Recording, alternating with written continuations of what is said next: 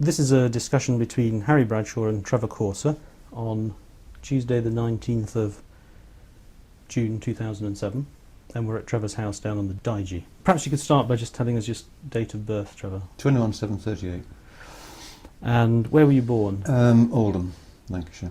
Okay. Just on the borders between Oldham and Lancashire, actually, but I was born in Oldham, with more or less from Saddleworth, which then was in Yorkshire, but now it's Greater Manchester. And how long did you live there? Came down here when I was probably about 25 or 26. 25, 26. Something like that, yeah. And what was your mother's occupation? She was a tailoress.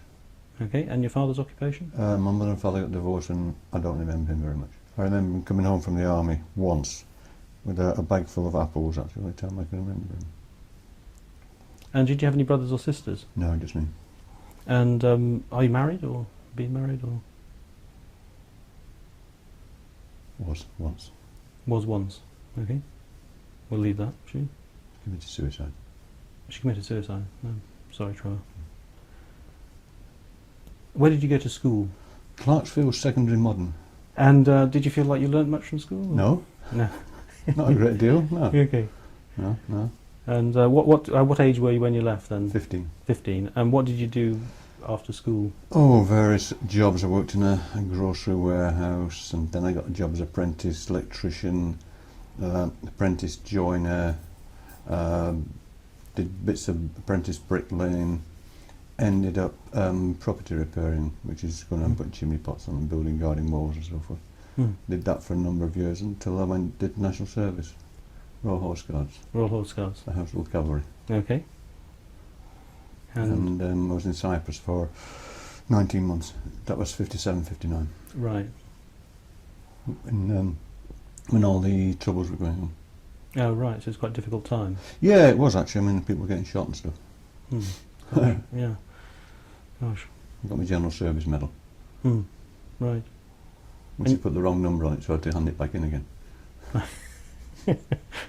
And you went to back to Oldham, or?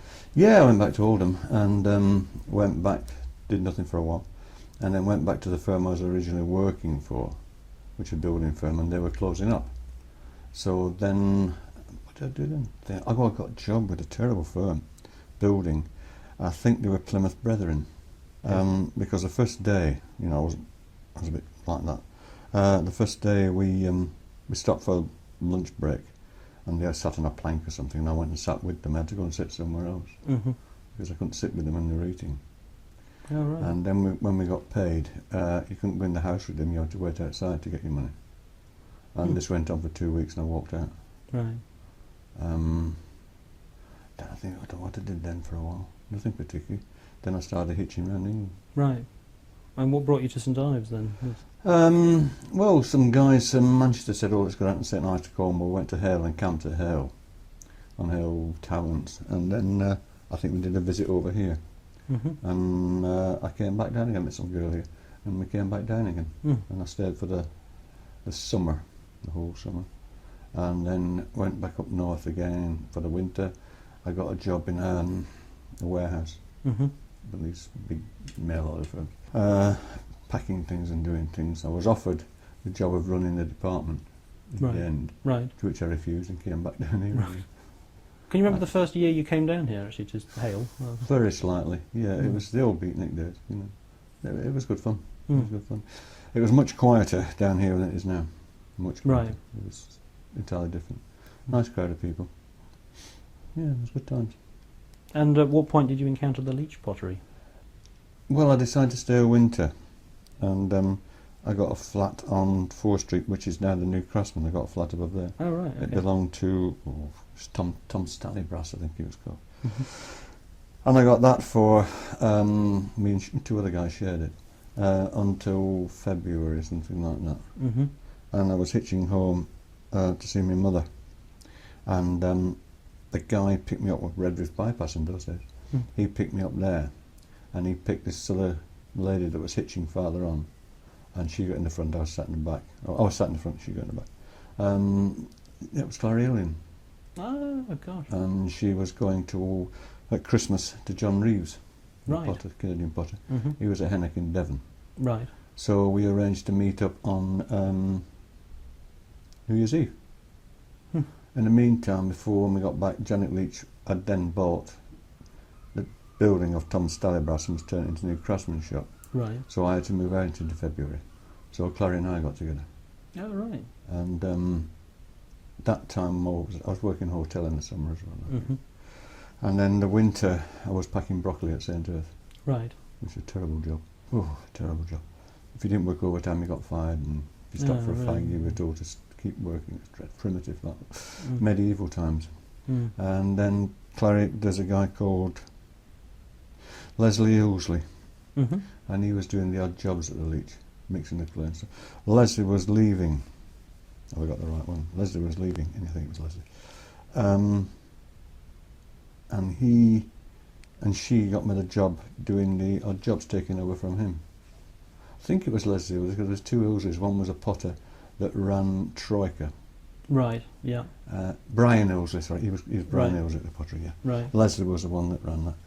And so I've started doing the odd jobs. In the meantime, doing a broccoli packing thing, I'd met a guy called Rex Osgood, who was a diver.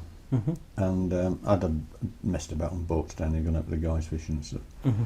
And he said, you know how to run the boat? So I said, yeah, sure, of course I do. I've been fishing for a while. Mm. So he said, you want to run the boat for diving? So he bought the boat, and when the broccoli finished, we went over to Newlyn, Right. did the boat up, and we started the diving first over Newlyn, working off long ships and stuff like that. Then we brought the boat round to Hale and dived on this side of the coast.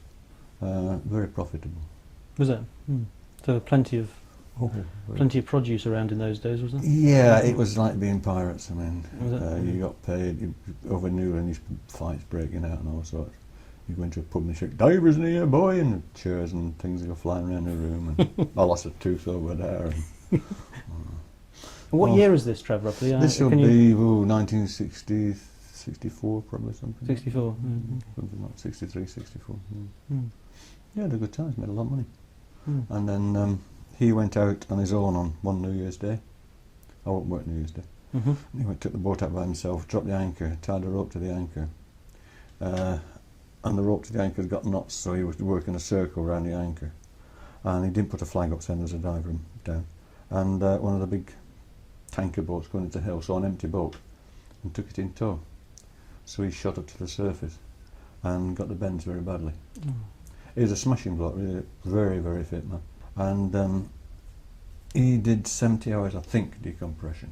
The most before that was 7, I think. Right. I'm not sure about that. So we left it for a month, so I was at the pottery a while then. Right. And when he got back, we thought it was better. We went out again, and he had to decompress on the stones for about 12 hours. We're floating up and down, he's on a rope, and so we packed it in again. Then we got another diver working with us, and I said, check what he's doing then, and he wasn't doing much. We were making some money, but not much. So I told him I was quitting. Right. I didn't want to go and tell his wife Jill I'd lost him, so I quit. He wasn't very happy about that. That was the end of that. So then I went at the pottery full time. In the meantime, Mother Leach had been asking me to be a potter there. Mm-hmm. And why don't you be a potter? I mean, I said, how much you pay me one day? Mm. And he said, oh, that's what I'd pay everything else. Mm. £8 a week or something like that. Mm. I said, you're joking. Can you pay me that? We just got paid. She said, fuck all. And then eventually I took it up, Yeah. She promised me £10 a week, I got £8 a week. Right. I got my own accommodation then. I'd moved from Anchor House, which was where most of the potters lived that worked up there. Mm-hmm. Clary and I had the attic. I moved with to Leslie Ousley's on Seaview Place, Mm-hmm. which is to the end of the quay. Okay. Which was, she's a film star's mother. And then he had to move from there, so we all moved up to Bowling Green, Mm-hmm. which is at the top there. And Susie Penhaligon's mother. So we all moved up there, and then I met up with somebody else, and Janet Leach offered me the flat above what was the basket shop. No? Right. Where's that then? It's now the deli on 4th Street. So we moved in, it's a big flat. Mm. So I moved in there and worked at the pottery. She charged me £2 a week rent, and I got £8 a week wage, so I got £6 in my pocket. Mm. In the meanwhile, I bought a boat Mm-hmm. cheaply, done it up a bit with John's help, with Bedding's help, Mm-hmm. and I went mackerel catching. Right. So I go mackerel catching like 4:30 or 5 in the morning, Mm-hmm. come back in for 8 to up the pottery. Knock off the pottery at 5. Mate of mine, Chris Oates, we were doing it together. He got the boat ready, we go out again and fish till about 9 at night. Come back and same again. You could do it for a week, and then the next week the times would be a bit different. So it'd change around. Yeah, so Chris would probably take it out of that.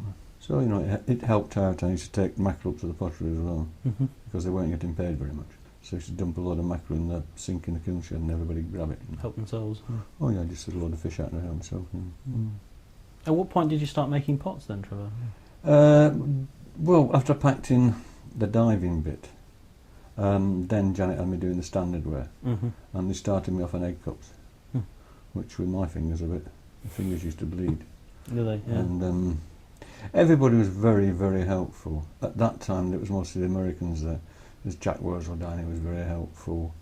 And I think Tim Stampton had arrived by then, and I got on very well with Tim. I liked him very much. And he was a great help, as was Bill. Right. Everybody helped me. I had no idea what I was doing, not a clue. And then it just gradually went on from there on. And what year was that roughly then? Oh, 65. 65, was it? Yeah. That's when I was throwing all the while. I started there about 64 when I first started the project. And but I was mostly involved in packing and firing the kilns.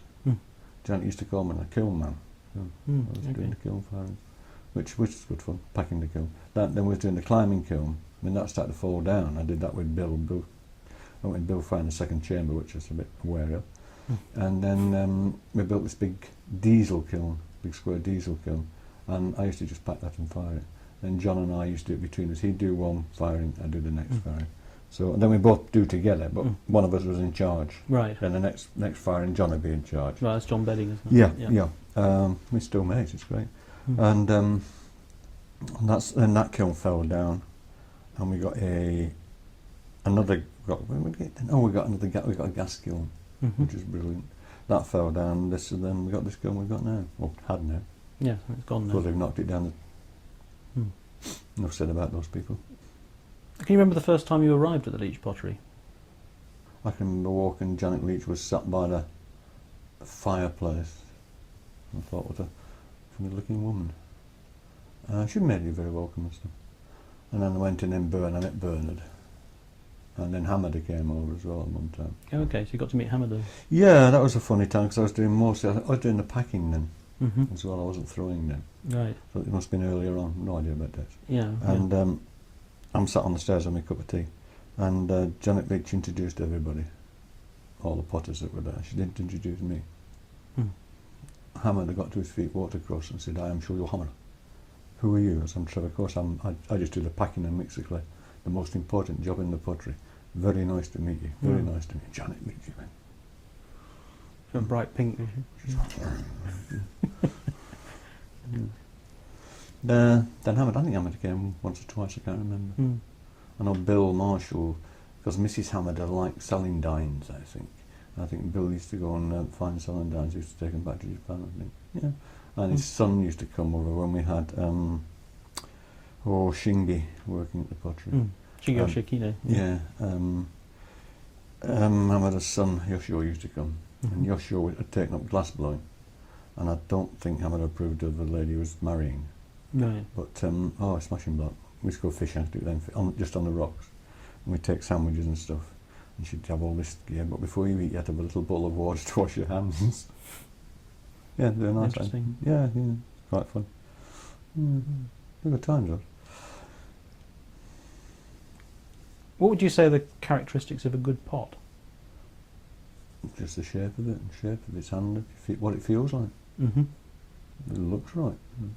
Sometimes they don't look right, and you can't. I don't no idea why they don't look right or why they look right.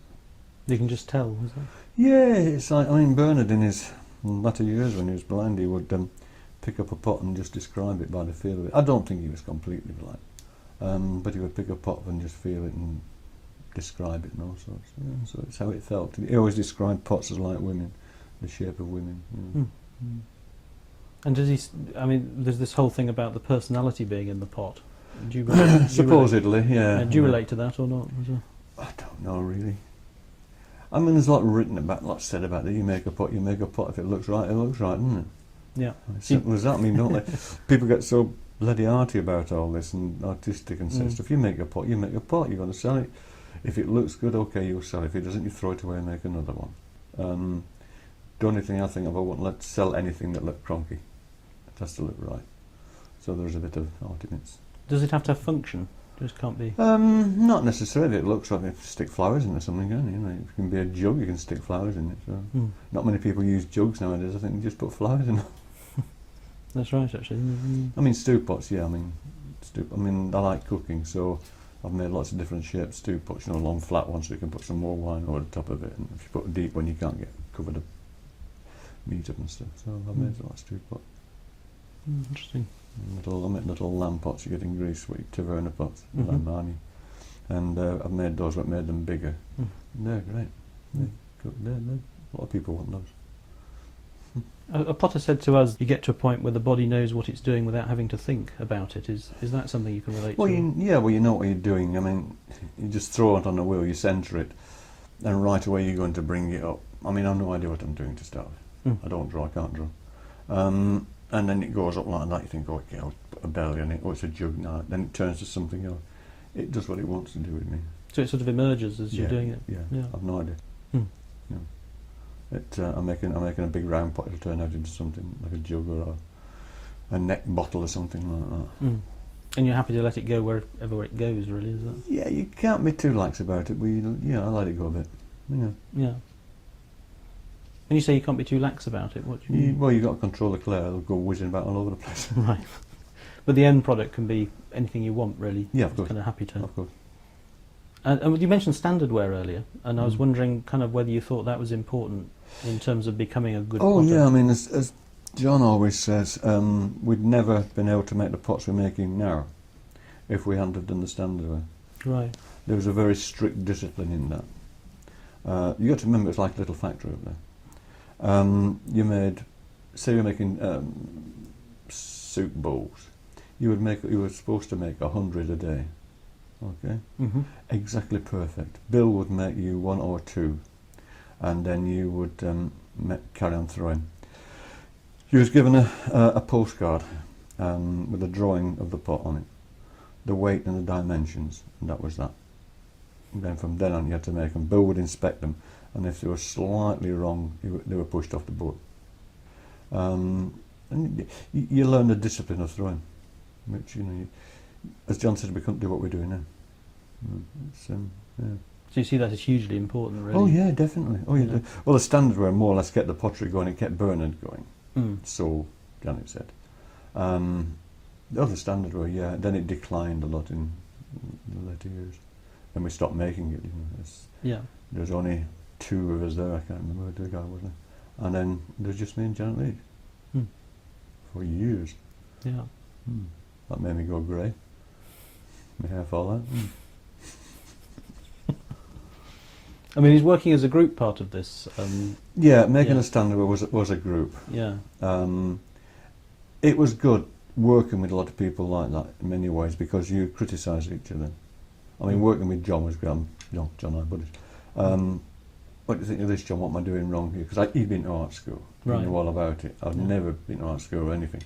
And he was a great help. Great help. As was Tim Stampt, but John was good. So in fact, working in this group way you see as hugely important to training as a potter, really. The group have got to get on. Right. I think Janet Leach used to, if we got somebody new coming in who'd written to come there, they were allowed in the pottery. Then she had a chat. Then they could wander about the pottery for the day, sort of shuffling around. Everybody had to say they got on with them all right. I see. So they sort of, somebody was there to be observed. Really. Also because there'd be 1, 2, 3 or more of them, if there was a couple, living in Anchor House, which is just by Barbara Hepworth. They were also working together and living together in the same house, so they had to get on together.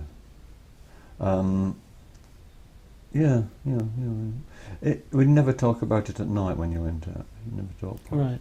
You'd only talk about it in the daytime. I remember being out one night with Bob Fishman, who I'm very fond of old Bob.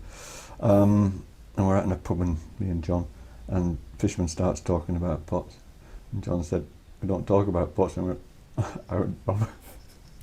Why don't you go away? So it's a sort of unwritten rule, really. It's gonna... Well, sort of, but well, it was with us anyway. I mean, you know, if you're doing it 8 hours a day, you're not going to come home and talk about it all the time. Are you? Some people did. Some people worked for hours and hours and hours. But no, never did. See, you'd work from 8 till 5, making your standard work, and then after 5 o'clock or at weekends, you can make your own pots, individual pots, and if there was space in the kiln and you made your glazes, they would be put in the kiln. Okay, so Bernard had first preference, Janet, and then Bill. If there's more space, you get a pot in. If it was fired, it came out. Bernard would price it. He'd criticise it, explain what he thought about the pot, and then he'd put a price on it, like 7 and 6, Right. five bob. That went in the showroom, of which you got 2/3. At one time, you got 1/3. It was 1/3 for the pottery and 1/3 for the kiln and 1/3 for the showroom. People complained in the end. It was ridiculous. So it became 1/3 for the pottery and 2/3 for the pottery. And Right. that stayed forever. You know, it's like if you did an exhibition, it was supposed to be whatever they say. The exhibition took 1/3 for the exhibition, 1/3 to the pottery, 1/3 to the pottery. It wasn't worth doing an exhibition. So John and I told all about that, and after that, if you had an exhibition, you got the money. Right. They got the publicity, obviously, but you got the money. Because you weren't getting very much, were you? Yeah. No, that's right. No. And we've noticed that there's a lot of there's a strong relationship often between pots and nature. Does that relate to you? A little bit. Because we've noticed your green glazed pots, which I've always loved, which you seem to think are difficult to do, relate for me to nature. Yeah, they're very much like lichen. Absolutely, that's exactly it. And a lot the wood ash glazes look like that roof over there sometimes. You know. Yeah, I suppose you're trying to emulate that. I think. I don't know. Yeah. Are you? I mean, is that conscious or is that No. not really? Not really. You know, when you see it coming out, you think, oh, that's a bit like a rock or something. You know what I mean? Yeah. With a lichen on it. Yeah. And you're sort of happy with it when it comes out like that? Yeah. Oh, yeah. I mean, sometimes that ash glaze comes out crappy. Sometimes it comes out absolutely great. And the copper glaze is just it won't fight. I'm trying to fight in John's. It's just running all the time. Yeah, right. It's a difficult glaze. Yeah. Very involved glaze. And what about Bernard Leach? Can you remember the first time you met Bernard Leach? Yeah, slightly in the pottery I met him. Or I was introduced as a new crew member, you were called. He didn't get on with me very well to start with because I got the wrong accent. Right, okay. I gathered that start with because most of them up there have been art school or college and what have you. I told you, first time I went for a meal with him, he gave me tripe and onions. Right. Which I've never eaten in my life. It looked like a bowl of vomit or something. Because I came from up north, he said, "You drink, that's what you eat up there, isn't it?" Yeah.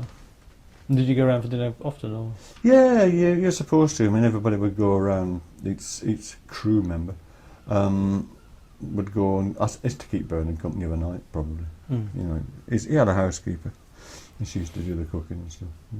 And did you get much out of that, do you think, or? Bernard talked about himself all the time. So, after a while, it gets a bit boring. I told him it's about time we talked about something else, and we did. And we got better after that.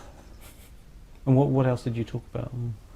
Oh, he told me his trips to Japan, his adventures over there, and stuff like that. I'll not reveal Bernard's secret. No, sure, yeah, quite understand. I did get him talking.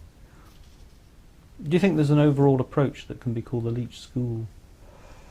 Yeah, it's a Japanese. The Leach School is just the Japanese shapes. I mean, I think so. It's Bernard Leach's shapes, which are involved in Korean pots and Japanese pots and what have you. The glazes, especially the black Satemikus, the ash glazes.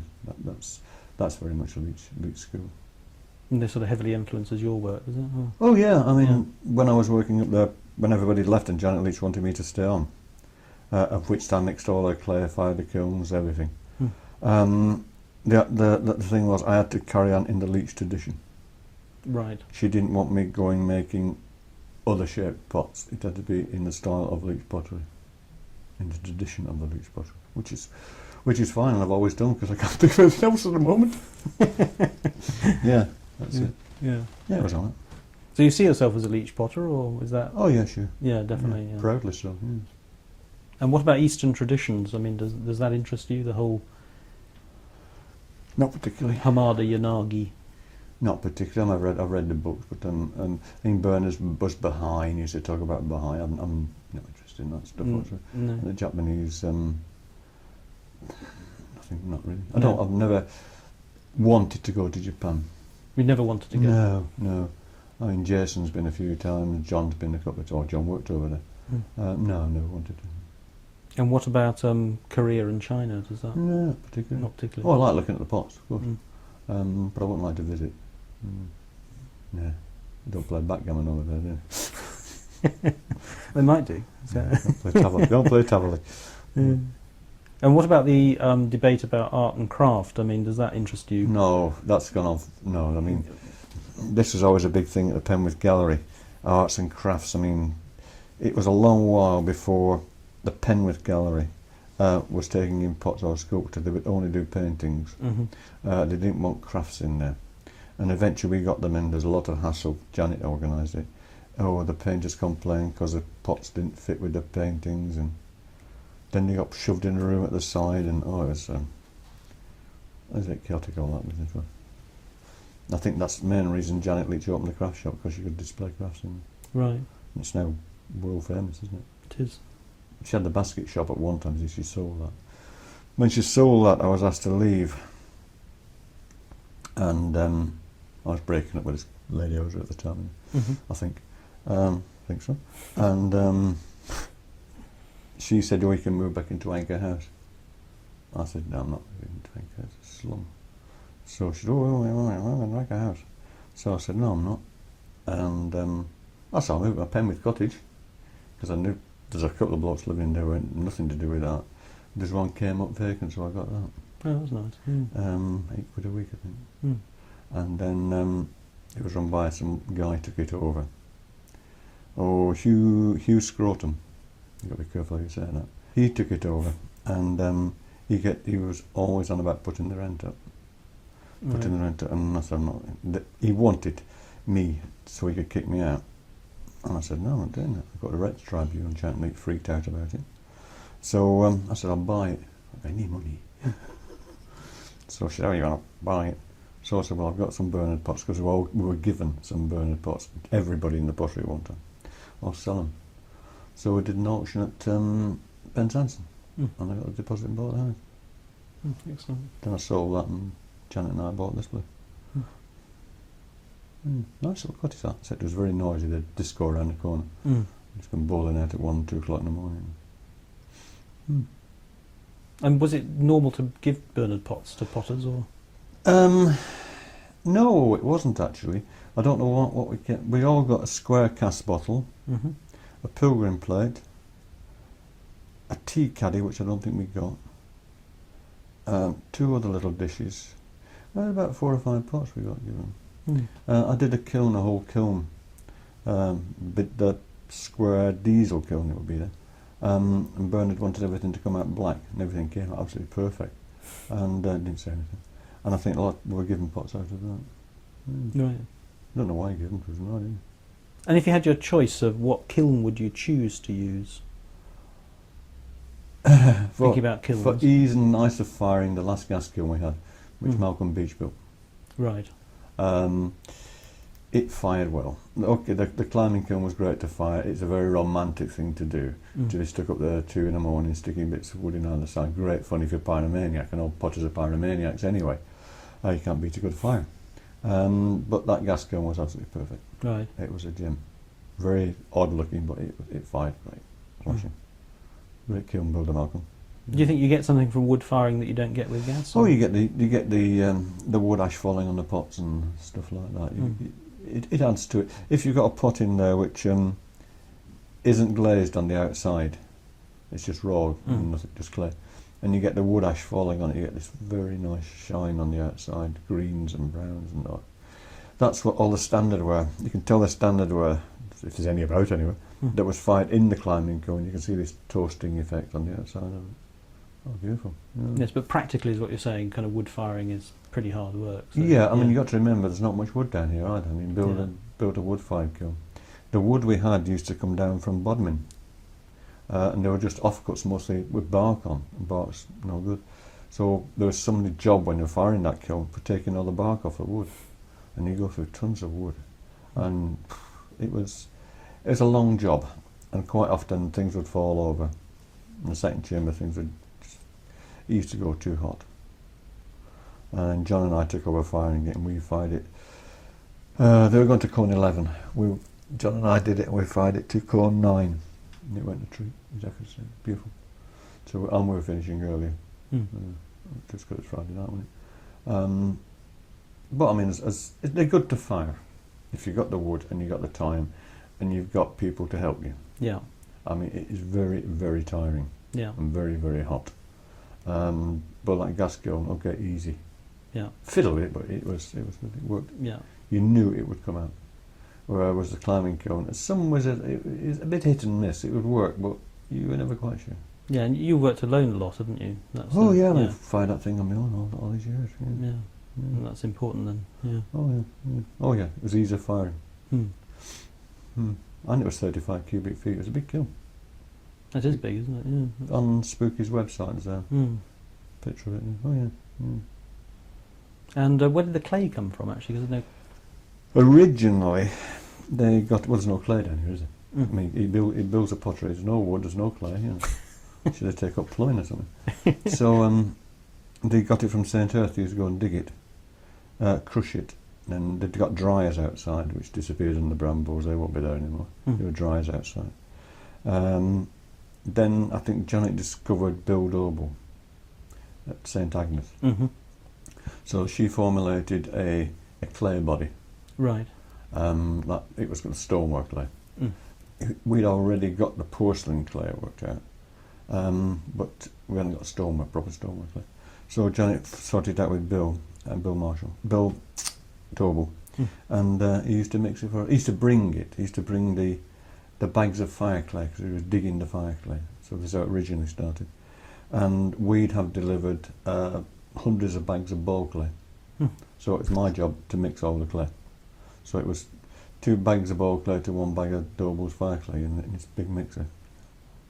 Then eventually he started mixing it for us. I don't know why that happened, but then Bill died and John started mixing it for us, and I'm still using it. Right. Yeah.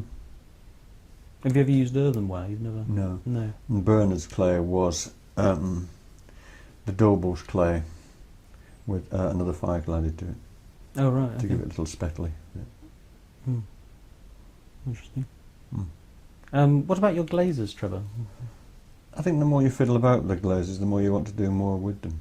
Right. You get a glaze and you can always find things in old books and I wonder how he's done that, and you just keep fiddling about. I mean, I just like using ash glazes, just wood ash and a bit of ball clay, something like that. Right.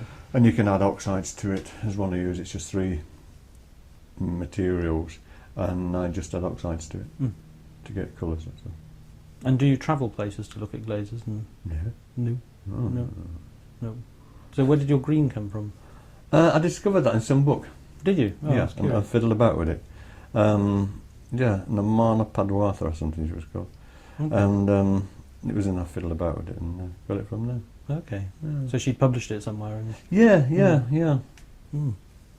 Most people copy them. Somebody. I mean, some people just like mixing glazes. You know, they like being the alchemist or something. You know? So if they do all the work, why not use it?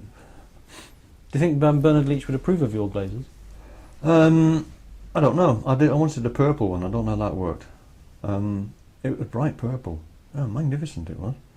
And Bernard absolutely freaked out when he had that. So I thought, So I thought, right, as a joke, there was a show down the Penwith, so I put all these purple pots in it.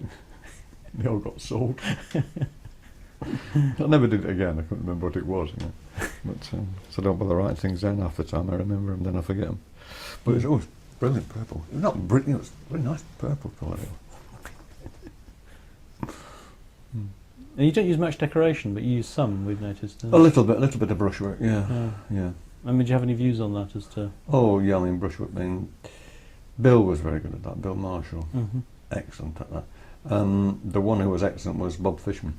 Oh, right. He's very good at brushwork, very good. Now I think he's pottery in Rhode Island. I think he just has people throwing for him, he just decorates. I'm in touch with him on eBay, on email all the while. I get on, chat with Bob all the time. Yeah, he was very good. He was very good at that, Bob. We used to like the porringer, the bowl they call it the Z bowl. That was as big and that. It's that pattern then that. We used to have to practice that after hours, after 5 o'clock, because you were working till 5. Right. Yeah, and you would get sheets of newspaper and a little bowl of glaze or something, or red oxide or iron oxide, and you had to practice this thing. Bernard was going along doing it for you, and you had to do it. So up until 5 o'clock, you're doing all the standard wear. So Oh yeah. You got they were called crib breaks, which is a Cornish word. You stop for tea break. It's called crib. And in the morning you'd have your crib, your cup of tea. And it's somebody's turn every week to make the tea and go down the shop. And you get sausage roll or Chelsea bun or something. Then you had an hour for lunch, where you could do what you wanted. Then you had another crib break, overnight crib break in the afternoon. To which in the afternoon Bernard would come up round about 2 o'clock and walk through the door saying hello folks, or hello crew or something, or hello. We used to bet what he was going to say actually. And and then at the tea break he would sit down and people could ask him questions if they wanted. Anybody got any questions to ask me? Silence. People didn't tend to ask him questions. No. Because we've noticed you actually also do sailing boats like Alfred Wallace. I can't draw. Yeah, I mean, I like doing those. Yeah, we like them. We like them very much. Oh, they go down very well actually. The towels and stuff like that, they sew extremely well. I like Alfred Wallace stuff anyway. It's not a crib of Alfred Wallace. Bill used to do mountains and things in very Japanese style. So I think to rile Bill one time, I think I started doing those. How about that then, Bill? And say something, come on. What do you think you've learnt from being at the Leach Pottery? How to make pots. Patience. How to make pots. They're good times. Yeah. Do you look back on them as good times? 90% of it, yeah. A lot of it was bloody hard work. And I didn't know what I was doing and everybody else could do it and I couldn't, so I just worked harder than everybody else. And they were making things at great speed, but they would throw something straight away. Mine was going all over the shop. It took me a long, long time to get it together. Nobody laughed, nobody joked. Everybody tried to help. But I struggled with it. Yeah. So it's difficult, really. Yeah, it was for me. Yeah. Oh, yeah. Yeah, I think so. I'm not praising myself or anything, but it was hard work. And these people that you work with, I mean, who was the best person to work with, if you like?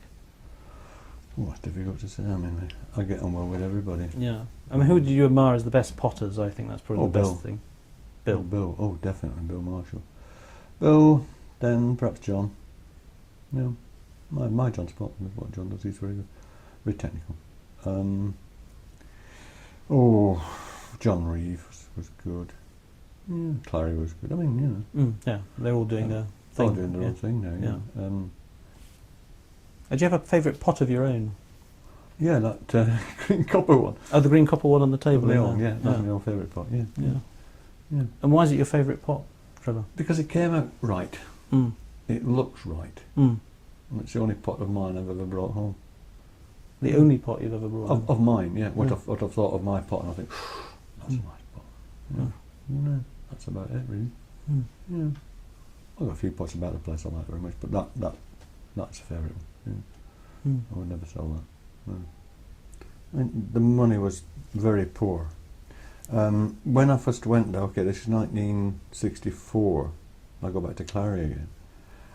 She was renting the attic in Anchor House for £1 a week. She got paid £3 a week. So she actually put in her pocket on a Friday £2, of which she was supposed to live on putting the electric meter. It was hard. And I mean, some of them struggle through, but there was a lot of bad feeling sometimes about that. People wanted more money for it. Because it was selling at that time, the standard was selling very, very well. So I was packing it, don't forget, and it was going Australia, America, shops all over London. There's a lot of it going out. We used to make little hors d'oeuvre dishes. Little dish like that. They're called hors d'oeuvres. You couldn't sell smokers' requisites, as they were called, because you got taxed. So they were sold as hors d'oeuvres. We sold thousands, must have been, to Lions Corner cafes, if anybody remembers Lions Corner cafes. We just had tea chests and tea chests of these, and they weighed a ton by the time you got tea chests full of these little things. Tim Stampton used to make one a minute. And they were all shipped off, and everybody I knew all over the place, you got somebody's house or flat, they'd have one of these ashtrays, they'd pinch from Lions Corner cafes. So that kept the Leach Pottery going for ages. Yeah, they're funny those. Yeah. Oh yeah, you had to make hundreds of those. Sometimes we hadn't got enough, so everybody had to sit for a couple of days making these hors d'oeuvre dishes. Yeah. And then little funny ashtrays used to make, but they were called decorated dishes. Would you say then that the interest in pottery was just making a living, or is it more than that? It was more than that really. I wanted to do it. It's, I mean, everybody does that, and to see somebody making a pot, they want to have a go, don't they? So once you make something, you think, I can make something else, and it just snowballs, I suppose. I don't know. I've never thought of doing anything else. I won't do anything I don't enjoy. I'd have gone back fishing. I'd bought another boat and gone back mackerel catching or crabbing or something like that. Since all this has happened up there, I have lost a lot of interest. I've lost a lot of interest in it. Somebody said it's getting better, but I'm doing more at John's than I did to start with. But it took me a while to get together. I get very angry at times. And I think, what am I doing here? Why am I doing this bloody thing? I haven't got any money in the bank or anything, but I'd walk out sometime. I'm not going to, but I got very bitter about it. I mean, you've got to think of it, I was there 40 years. 2 years ago, last week, June 2005, I came home on a Friday. I've been in Greece for about 3 and a bit weeks. I'm not allowed in. In the pottery, I had my wheels, fishing rods, ferreting nets, odds and ends, and got stacked up there. For years I've been putting it up, no, it doesn't matter, bags are in. It was 6 months, or it was over a year. About 6-7 months before I was allowed in to get my wheel out. I couldn't touch anything else. The showroom stayed open all that time. I did get the checks when the showroom stayed open until November, when it did close down. And everybody was getting mentioned in the papers, on the radio, and the TV. I never got a single mention. All these people doing talks and chats about Leach Pottery, I never got mentioned. People who have never stepped foot in their life before are now doing talks about the Leach Pottery. I was not mentioned. I was doing the showroom, making pots, mixing clay, firing cones. I kept the place going. When something started to fall down, I used to get good old Charlie Wynn or another friend of mine on the estate to come and fix it, and they did fix it cheaply, or I'd give a man, we'd do it together, stuff like that. Otherwise it would have fallen down years and years ago. And, I don't exist anymore. But, so that's why I get very bad tempered about it. I've never been told what's been going on. I've never been asked what's been going on. There's a lot of people complaining about council estate, because a lot of my mates live up there actually. I'm more pally with the local people than I am with the Arctic crowd. Most of my mates are fishermen, or go rabbiting together and stuff like that. They're complaining it looks a shambles up there, it looks nothing like it used to look. They're saying there's a big wall built around it, and they keep going on about it. I don't think they're very happy about it. It's another roadside attraction. Part of Tacky Town, Oh yeah, that's all it will be. I mean, there'll be just people wandering around, and these where are the students going to live? They're going to get there anyway. If you want to rent a room on Back Road West now, it's cost you 100 and something quid a week. Where are they going to put them? Before that, I said Janet had Anchor House. She bought that so she could put the students up. and they had rooms on the council estate they could rent. You know, it was easy. But where they're going to live now, don't know. I don't think they've thought of that. It sounds as though they're going to take students. Do you think that's a good idea? Oh yeah, they're going to. Oh yes, yeah. But is it the Leach Pottery? Well, that's the question: is what sort of training are they going to get? No idea. They're all. If it's Falmouth Art School, it's been Falmouth Art School, won't it? I don't know. But the way that they used to train young people at the Leach, do you feel that that way of training people has a future, that it ought to be the way that people are trained? Yeah. Because there's very few places left in the country now where you can go to get that No, it's kind of very training. strict. Mhm. Yeah, that's the only place. Yeah, they carry on the tradition like that. Yeah, but who's going to do it? I Well, that's the presume they're question, going to have to redesign a standard wear. I don't know. Then it says in one of the things they handed out, if they can make their own pots and stuff, if it becomes good, they can put the Leach mark on. But not the Leach Pottery, is it? What would make it the Leach Pottery in your view? Well, it can't, because there's no Leach there at all, is it? It's the grounds of the Leach Pottery. Yes. It's what was. It's not there because there's nobody who was involved with Leach going to be working up there. Right, so you think that would be an important criteria that people... Yeah, I mean, would- say if Bill was still alive, and Bill would have done it, but he wouldn't, and he was going to be teaching up there. Yeah, that would help. They're starting from somewhere the new Leach Pottery tradition, if you want, to which you could turn anything out. And if you did sculptural pots up there at one time, that's not the Leach Pottery, but that will happen. You'll start getting sculptural pots and stuff like that. You know, things slammed together, moulds and, you know, slab pots and stuff like that. It'll start becoming that, which isn't the tradition of the pottery. If you had made that in the old days, you'd have got flung in a river, yeah. I was wondering if you could just say a few words about Bill. Oh. Best potter there was. I admired his pots very much. And as a guy, I didn't get on with him very well to start with, Bill. He had this thing about Northerners taking over St Ives, I think.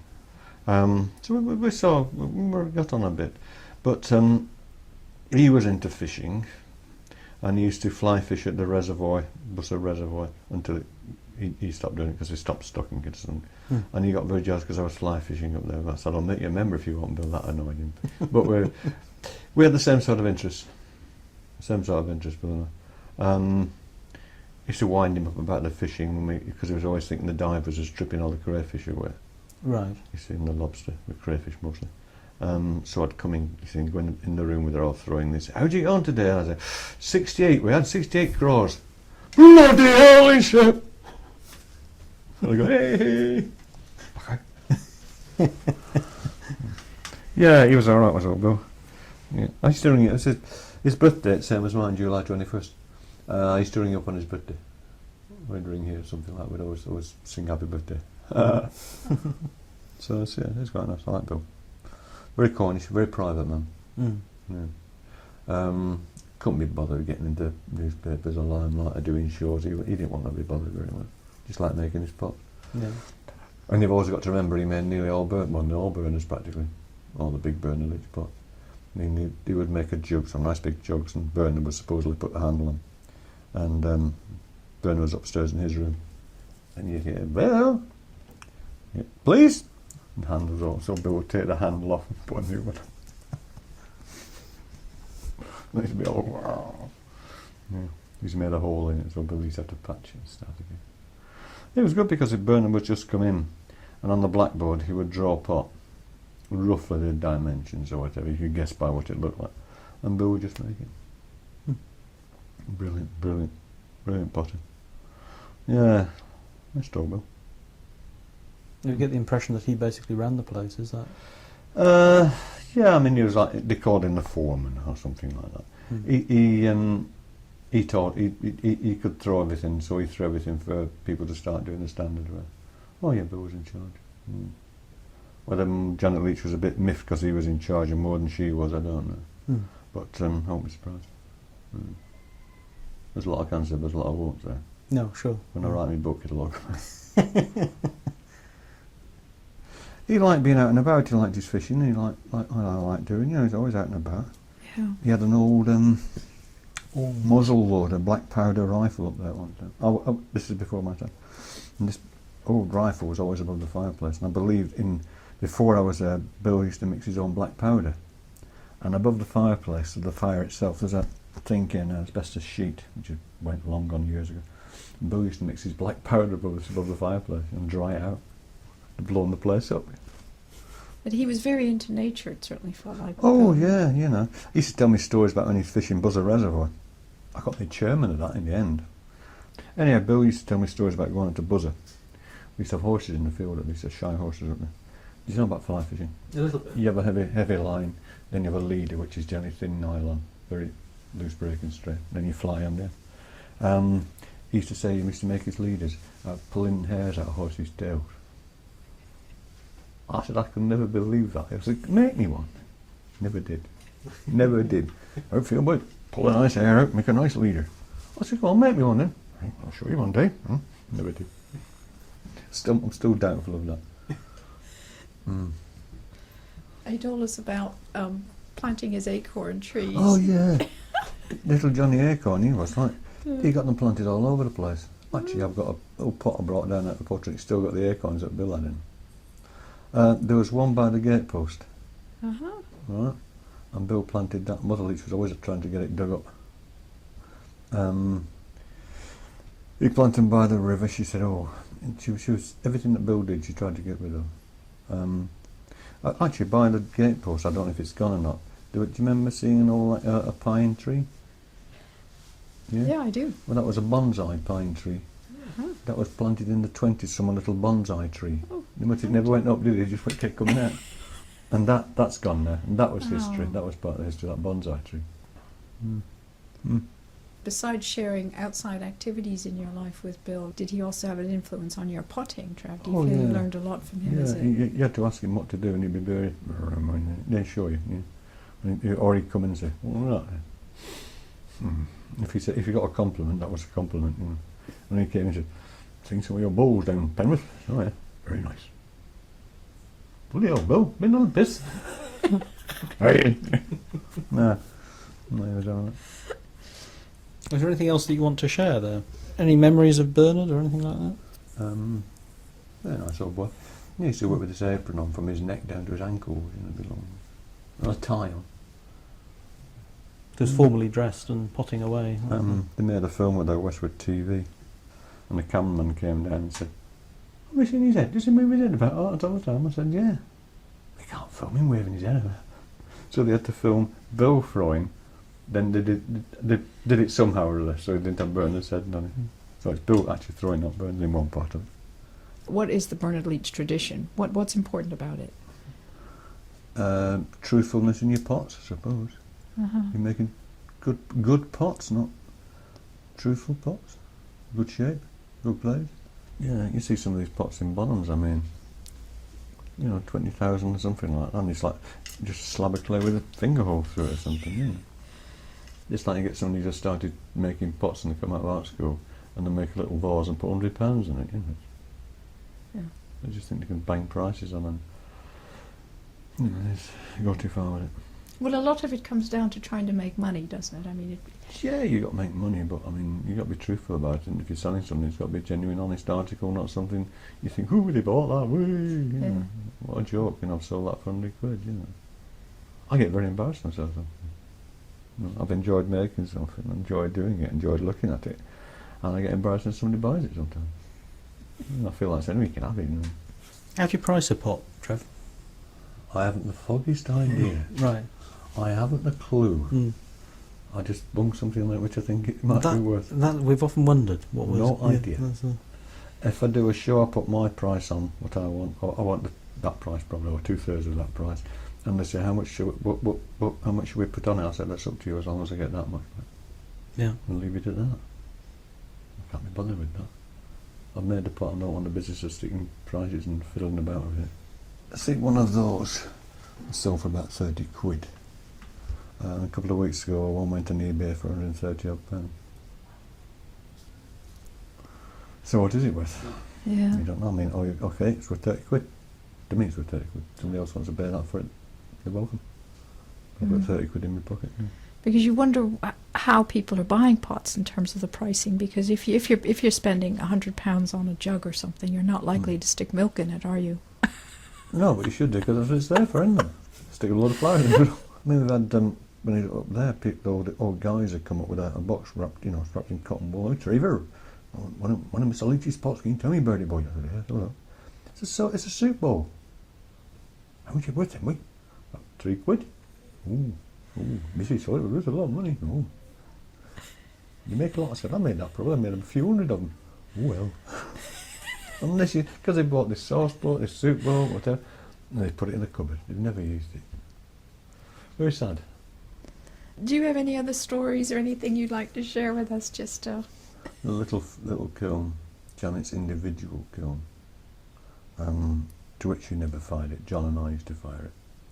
And she would have a couple of the girls up there as well. So they'd go upstairs into her place, have a few drinks, and John and I were doing the kiln.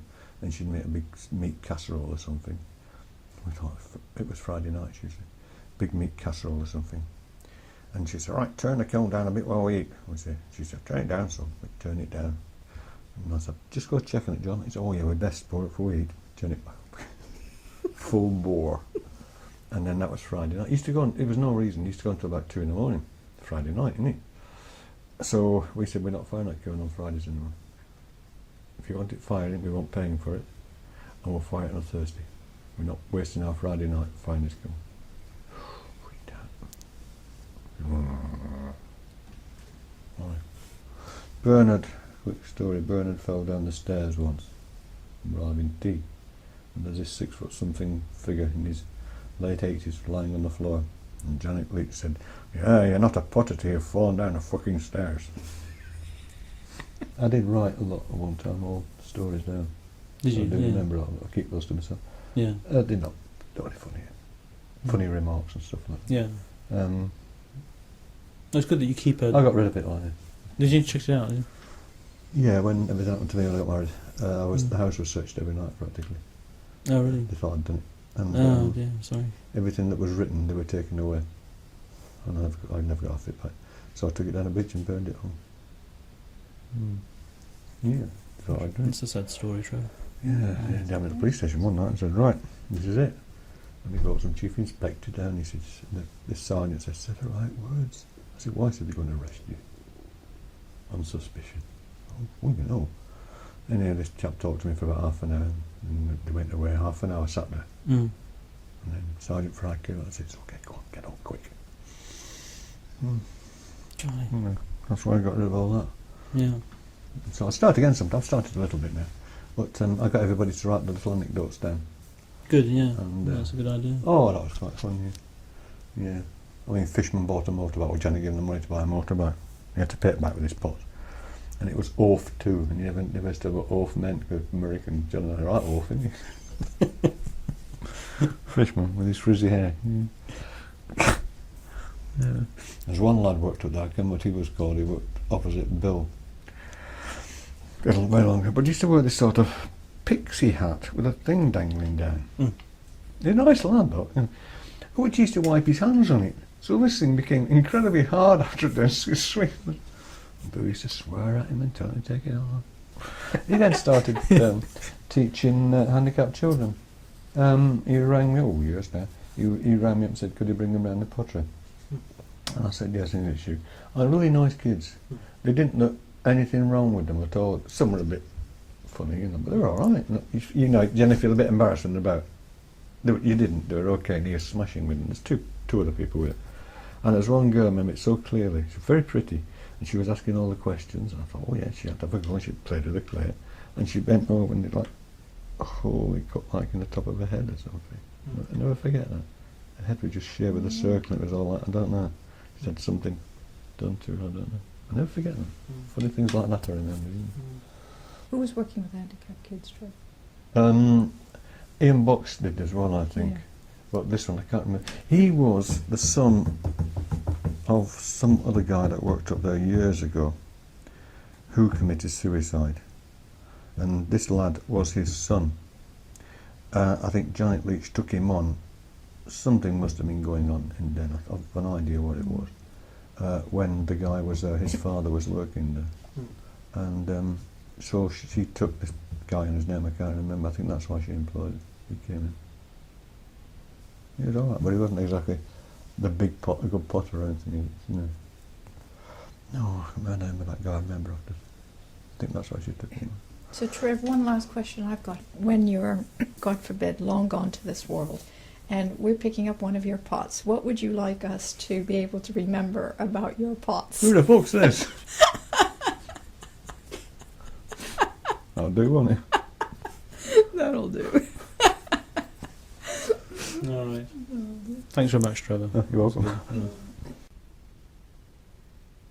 This is a discussion between Trevor Corser and Harry Bradshaw at Trevor's house. Hello, Trevor. Hello, Harry.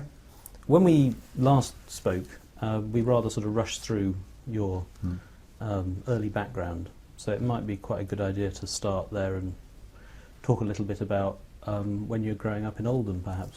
Yeah. I don't remember a great deal about it, actually. Mm-hmm. Not a great deal. I remember going to school, which I don't think a great deal of, versus district teachers. Right, and that was Clarksfield Secondary. Clarksfield Secondary Modern, yeah.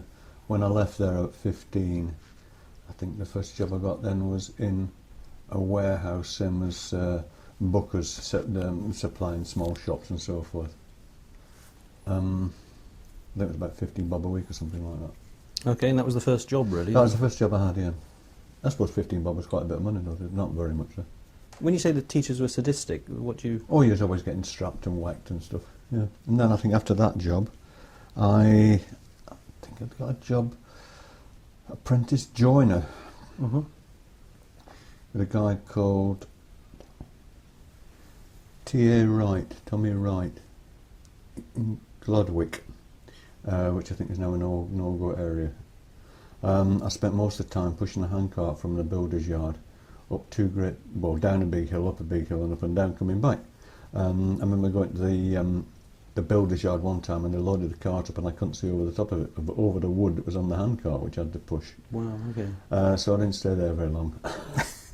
I think we had words. So it was sort of back-breaking work, was it? Oh, no, I was just pushing this cart. I mean, I wasn't doing any joinery. I was supposed to be learning to be a joiner, carpenter or something. I was apprenticed. I was apprenticed. Anyhow, that went by the by. Then I think I got a job as a apprentice electrician. And I can't remember what that firm was called. I quite enjoyed that. And then I was off with tonsillitis and quinsies. And when I went back, they said, "Oh, you've been off too long, we haven't got a job for you." Oh, right. So in between then I got a job with, who did I work for then? Another building firm. And down in Failsworth, and I think I worked for those for quite some time. That was property repairing, pointing up. Right. And then before that I worked for a guy called Jimmy Giblin. Jimmy Giblin, thank you. Who was just a one-man firm. That was all right, but that didn't last that long. Got fed up with him. And then I did the electrician's job. And then I got a job as a film projectionist. Oh, right. In a cinema, or? In a cinema, in the King Cinema Oldham, which is the Coliseum. There's also a theatre, a repetitive theatre there too. So I did that for a while. And then while I was there, the man who owned the place said I could be apprentice electrician to the cinema. So I did that for quite some time. Then I don't know what happened then. I think I left there then and got a job in Failsworth with some firm. And then I got called up for the army. And during these jobs, where were you living? With mother. Ah, okay. With mother, yeah. And where did you live, in Oldham? Or? Yeah, Redgrave Street, going towards Greenacres, going towards Saddleworth. We're just on the borders between Lancashire and Yorkshire. I think now it's changed it and it's called Greater Manchester. Right. Which is rather sad. Did you feel Mancunian when you were there, or? No, to get to Manchester was 3/4 of an hour on the bus there. I didn't get the train indoors. It was on the express. It was half an hour. Express was half an hour. It's in this time that I used to go to the local dance hall. Oh, right. The Savoy, in the Teddy Boy days. Usual dance hall stuff, you know.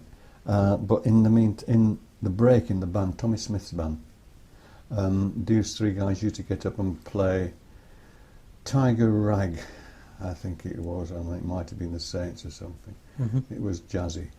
And I remember saying to one of the blokes who was playing, the trombone player or something, well, can I hear music like this? And he said, you have to go to Manchester, lad. And he said, you have to be 18 to get into the pub. And I said, oh, where'd you go? He said, Bodega, but you had to prove you're 18. So I thought, right. So I borrowed, before you went in the army, you had a card to say you'd been conscripted, but you're an apprentice, but you're 18 years of age. So you could prove you're 18. So I borrowed one off somebody. And told my mother I was going to Manchester, which she was quite shocked because like it was about miles away and it was a big city. Right. And I found the bodega and went in, and that was the start of it. Really. I became a jazzer, and then I used to go down there every Saturday. Hmm. And then I discovered another place called the Sportsman's Rest on Market Street. Then the Thatched House, Friday nights, Monday nights, and then there were occasionally big concerts at Hume Hippodrome run by a man called Paddy McCarran, Hmm. and it was called Jazz Unlimited. Right. And they would have 5 or 6 different bands on. In the meantime, I got to know another guy down there, got pally with Dave Ball. He was a good jazzman, and we used to go to these concerts. And on one of them, the last top of the bill was Ken Collier, and all the bands came on. They got old Woolies on, like old Trad Period and Scruffy. The Collier band came on in evening dress. And they started to play, and Dave said, "This is it, isn't it?" And that was it. I became a dedicated Collier fan. When I went in the army, the first 6-hour pass, everybody was supposed to be cleaning their boots and polishing everything. I got a 6-hour pass. I went into London where I'd never been before. My mother hadn't sent my walking shoes out, Right. so I'd got boots and gaiters on. Studs in your boots. I found Great Newport Street, Studio 51, opposite the pub, the Porcupine, and clumped in the Ken Collier Jazz Club. Stood there. It was packed with my hat on, because I was frightened to take it off in case you get in trouble or something. And Ken Collier came up and said, "You can take your hat off in here, I mean, if you want to. Do you fancy a beer?" And that's how I met Ken Collier. How lovely. Yeah. Then met Sammy Remington and the rest of the bands. So after did that, I did national service. So jazz then became a sort of lifelong interest, really? Jazz, yeah. And before that, they used to also do a lot of blues concerts. There's a time when you could bring the musicians over, but some had to go to America. Musicians Union law, I don't know how that worked. But a lot of old bluesmen came over, and I was very fortunate to meet quite a few of those.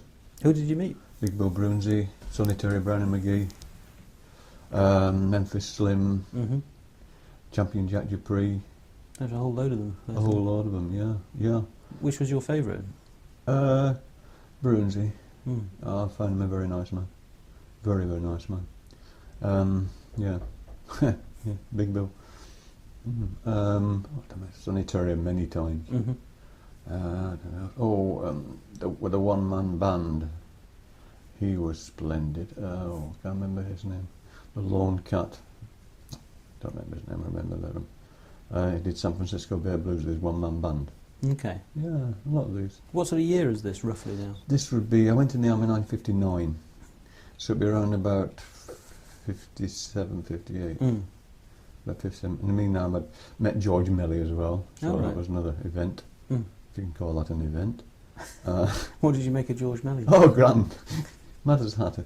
Oh, remember the Mulligan Band playing in the Bodega, Mhm. Mulligan and George. It was Christmas time, I don't worry about Christmas. And I think it was Frank Parr on trombone.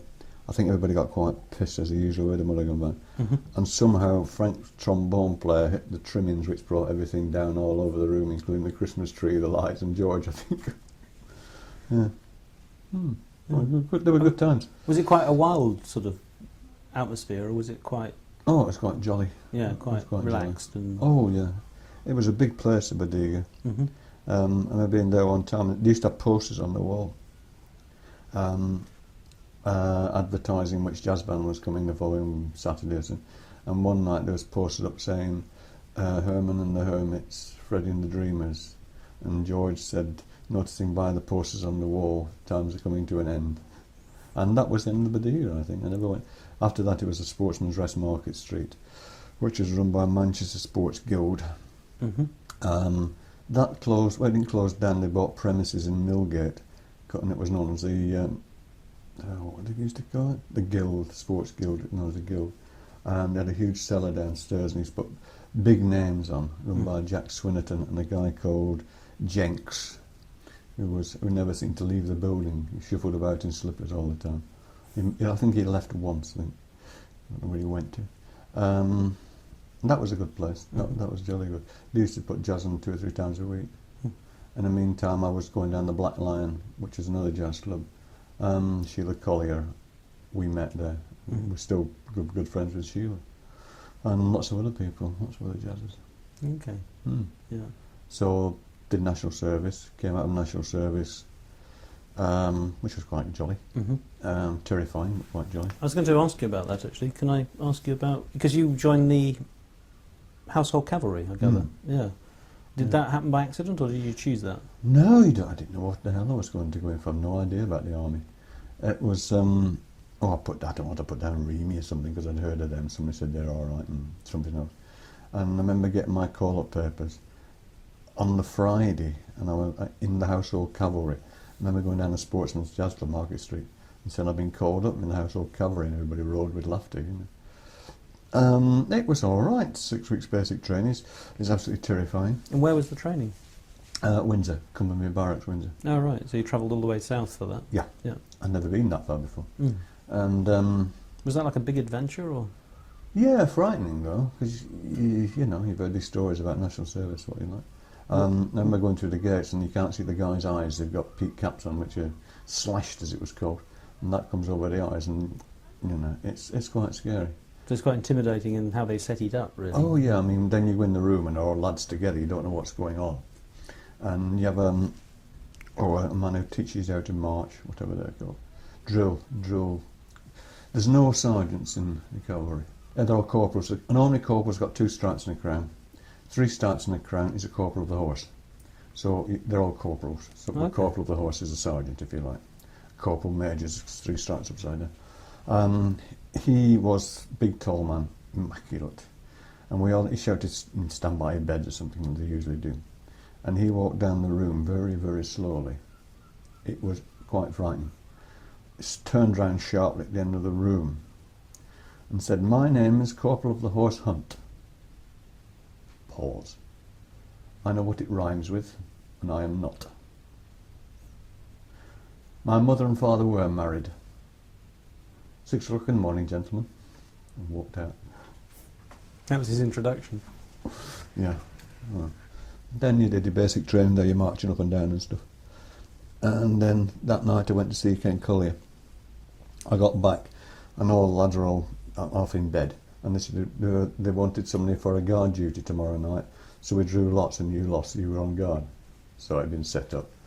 So I said, yeah, okay. So I did this guard duty, and next day they were going on a 20-mile run. I got excused because I'd been on guard.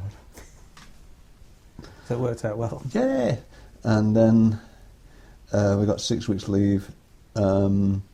I went to Cyprus. No, I went to Purbright, basic training in Purbright. They took me. I did a driving course, but I couldn't drive. I kept driving into things. What did basic training consist of? Marching up and down. Was that it? Yeah, firing rifles and jumping over things and fighting each other and polishing your boots. You know, it was ridiculous, absolutely ridiculous. Did you think it was ridiculous at the time? Yeah, I mean, that's the only way to get through it. I treated it more as a joke. Right. You had to, otherwise some of the guys used to try and go to sleep. Really, that bad? Oh yeah, I mean, if your kit wasn't good enough, I was told to choose a bottom bunk because the trainee sergeant or corporal of the horse didn't like bending down too much because he'd pull his belt away from his thing. So the chap on the top bunk always got the kit more inspected. And if he didn't like it, he thought it was crappy, he'd walk down people's beds, picking their webbing, their belts up on his pace stick, go to the window and drop me in one of the horse troughs outside. And said I'll be back in an hour and they'll be immaculate. It was a bit silly. I was going to say, what did you make of all this? You just thought it was... That was absolutely ridiculous half the time. You were given a pair of boots with little pimples all over them. And you were supposed to get the handle of a spoon and you put that over a candle and you burn all the little pimples away so it becomes smooth, so it'll take the boot polish.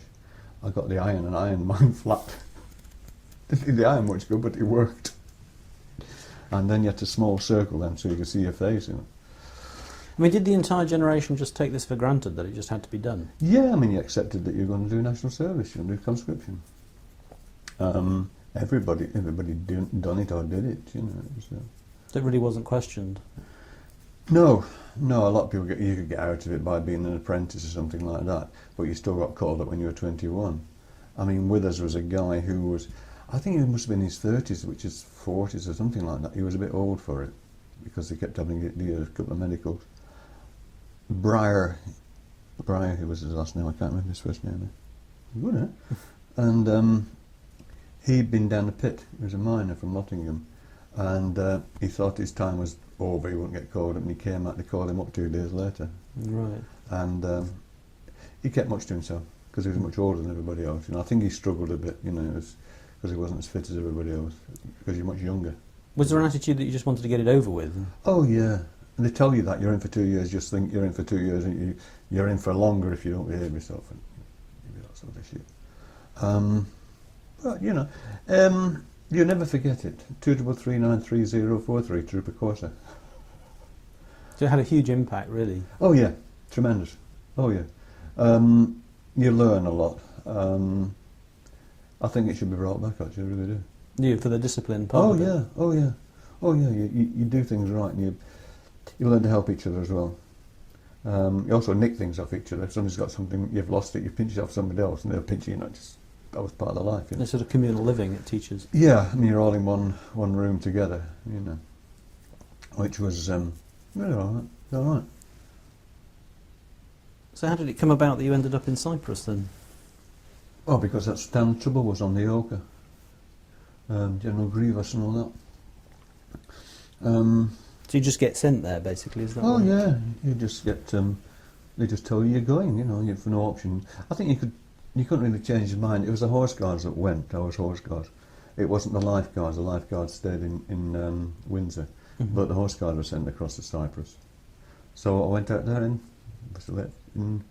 May, June, July, something like that. It was a bit warm, and we were stationed on the plains outside Nicosia. And what were you sent there for? To shoot people. No, it was the time that Cyprus wanted its independence. You know, like we stepped ashore and we said we claim this land for England and it's already owned by the Greeks who it belongs to, which now the Turks have taken over half of it, haven't they? So it was it was just one of these little mini wars they had then, which is ridiculous because after all these guys did get killed out there, you just gave it back to them. Right. Which is fine because it belonged to them in the first place. You know, the Greeks, I like the Greeks. The worst of it is, I think now, when I see pictures of Cyprus, of Limassol, Famagusta and places like that, where there's all dirt and there's a war going on, and I see these guys running about in Union Jack shorts, getting pissed and throwing things about, and not remembering why they're there and the people that died there. I think that's quite disgusting. Do you feel it's a bit of a forgotten conflict? Yes, I do. Oh yeah, nobody remembers Cyprus. I mean, all the guys got killed out there and nobody remembers it. Not very much. And what did you do from day to day then, when you were out there?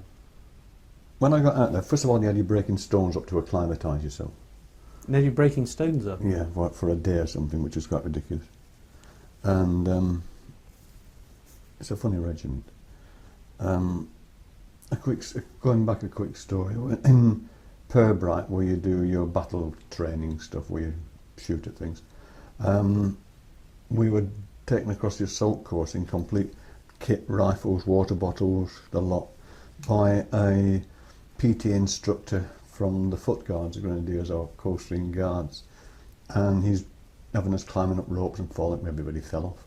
Nobody did it. I mean, nobody did it at all. It was ridiculous. And he's shouting and yelling at a dog which kept chasing people. And two of our officers turned up and said, what's going on here? Why are gentlemen doing this? And the Foot Guards trainer said, it's an assault course. Our chaps don't do this. Go and sit down, chaps. Go to the naffy. That's what sort of regiment it was. So I got to Cyprus, I was breaking rocks and stuff. And then Were you aware of the history of this regiment? Very long history. they tell you all about it, they teach you all about it. You have history as well. Mm. It's quite all right. I mean, everybody used to fall asleep when they're in this. Okay. So you don't feel part of some very long historical... Not particularly, not particularly. I'm quite proud to be in it. I wondered that. Oh yeah, quite proud to be in it. You understand a minute. So I was called into office, Corporal Major's office. This is between breaking rocks kind of thing. Yeah, that's not the second day, it's third day. We've got you a job, because I didn't have a job, you see. I wasn't a driver, a rifleman, a wireless operator. Or when I was at Purbright, they took me off the driving course, and I got nothing to do for 6 weeks. So a lot of the time, I just shuffled about. And there'd be unarmed combat things going on, so I got quite involved with that. I became the joke who was always thrown about all over the place. But with that, I learned quite a lot. In the end, I was throwing the instructor all over the place, which was embarrassment. So I quite enjoyed that. They had me part boxing, and I quite enjoyed all that. It was good. Out of a day, somebody comes at you with a knife, and then they had me pistol shooting, which I enjoyed. That was good fun. So I got to Cyprus, and they said, you haven't got a trade. You're going out living with an officer. So I'm not being a batman. Oh no. So I'm not being no, you're just living out looking after the family and his wife. So I said, oh, all right. Be outside the officer's mess, 2 o'clock this afternoon, something like that. So I'm sat outside, and this very smart looking handsome man came out. He said, you Trooper Corser? I said, yeah. He said, I'm Lieutenant Dunn. Oh, righto. Right, get in the car, off we go. So we got in the car, and he starts chattering away, very nice chap. Oh, you don't drive, can you cook? I said, yeah, a little bit. Oh, jolly good. So we get to the house in Kyrenia, Glycotissia, I think the house is called. His wife was a very beautiful lady. So he said, can you rustle up chip and eggs? I said, yeah. So, and then I stayed with them for 15 months. I lived out. I didn't wear a uniform. I got quite tatty. The officers used to come down for the weekend. His brother Martin used to come down quite a lot. And another guy called Lord Patrick Beresford. They were quite good jazz fans. So we used to discuss things, and we used to have records flowing over and stuff like this. At Christmas I had to go to bed early. They made me a big stocking full of stuff. I was treated extremely well, and as it became Captain Dunn. I said, Captain Dunn. He was coming home on leave, and he said, you don't want to stay in the house on your own. Here's a ticket, you're flying home for 3 weeks leave. And here's a cheque for so much money to spend. Very nice. Yeah, he used to buy me clothes, silk shirts, and oh yeah.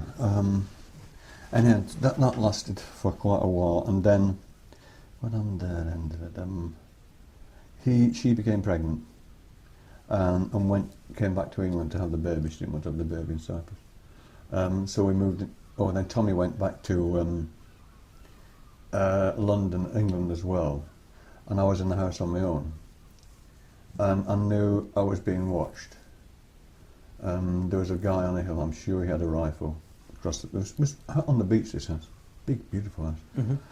And I thought, right, so I adjusted the shutters, and I had a Sten gun and 2 pistols, and I got myself all sorted in case anything did happen. And I heard a car pull up.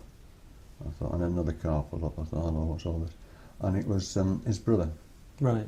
They come to escort me into camp because there'd been a threat on my life. So they took me into camp.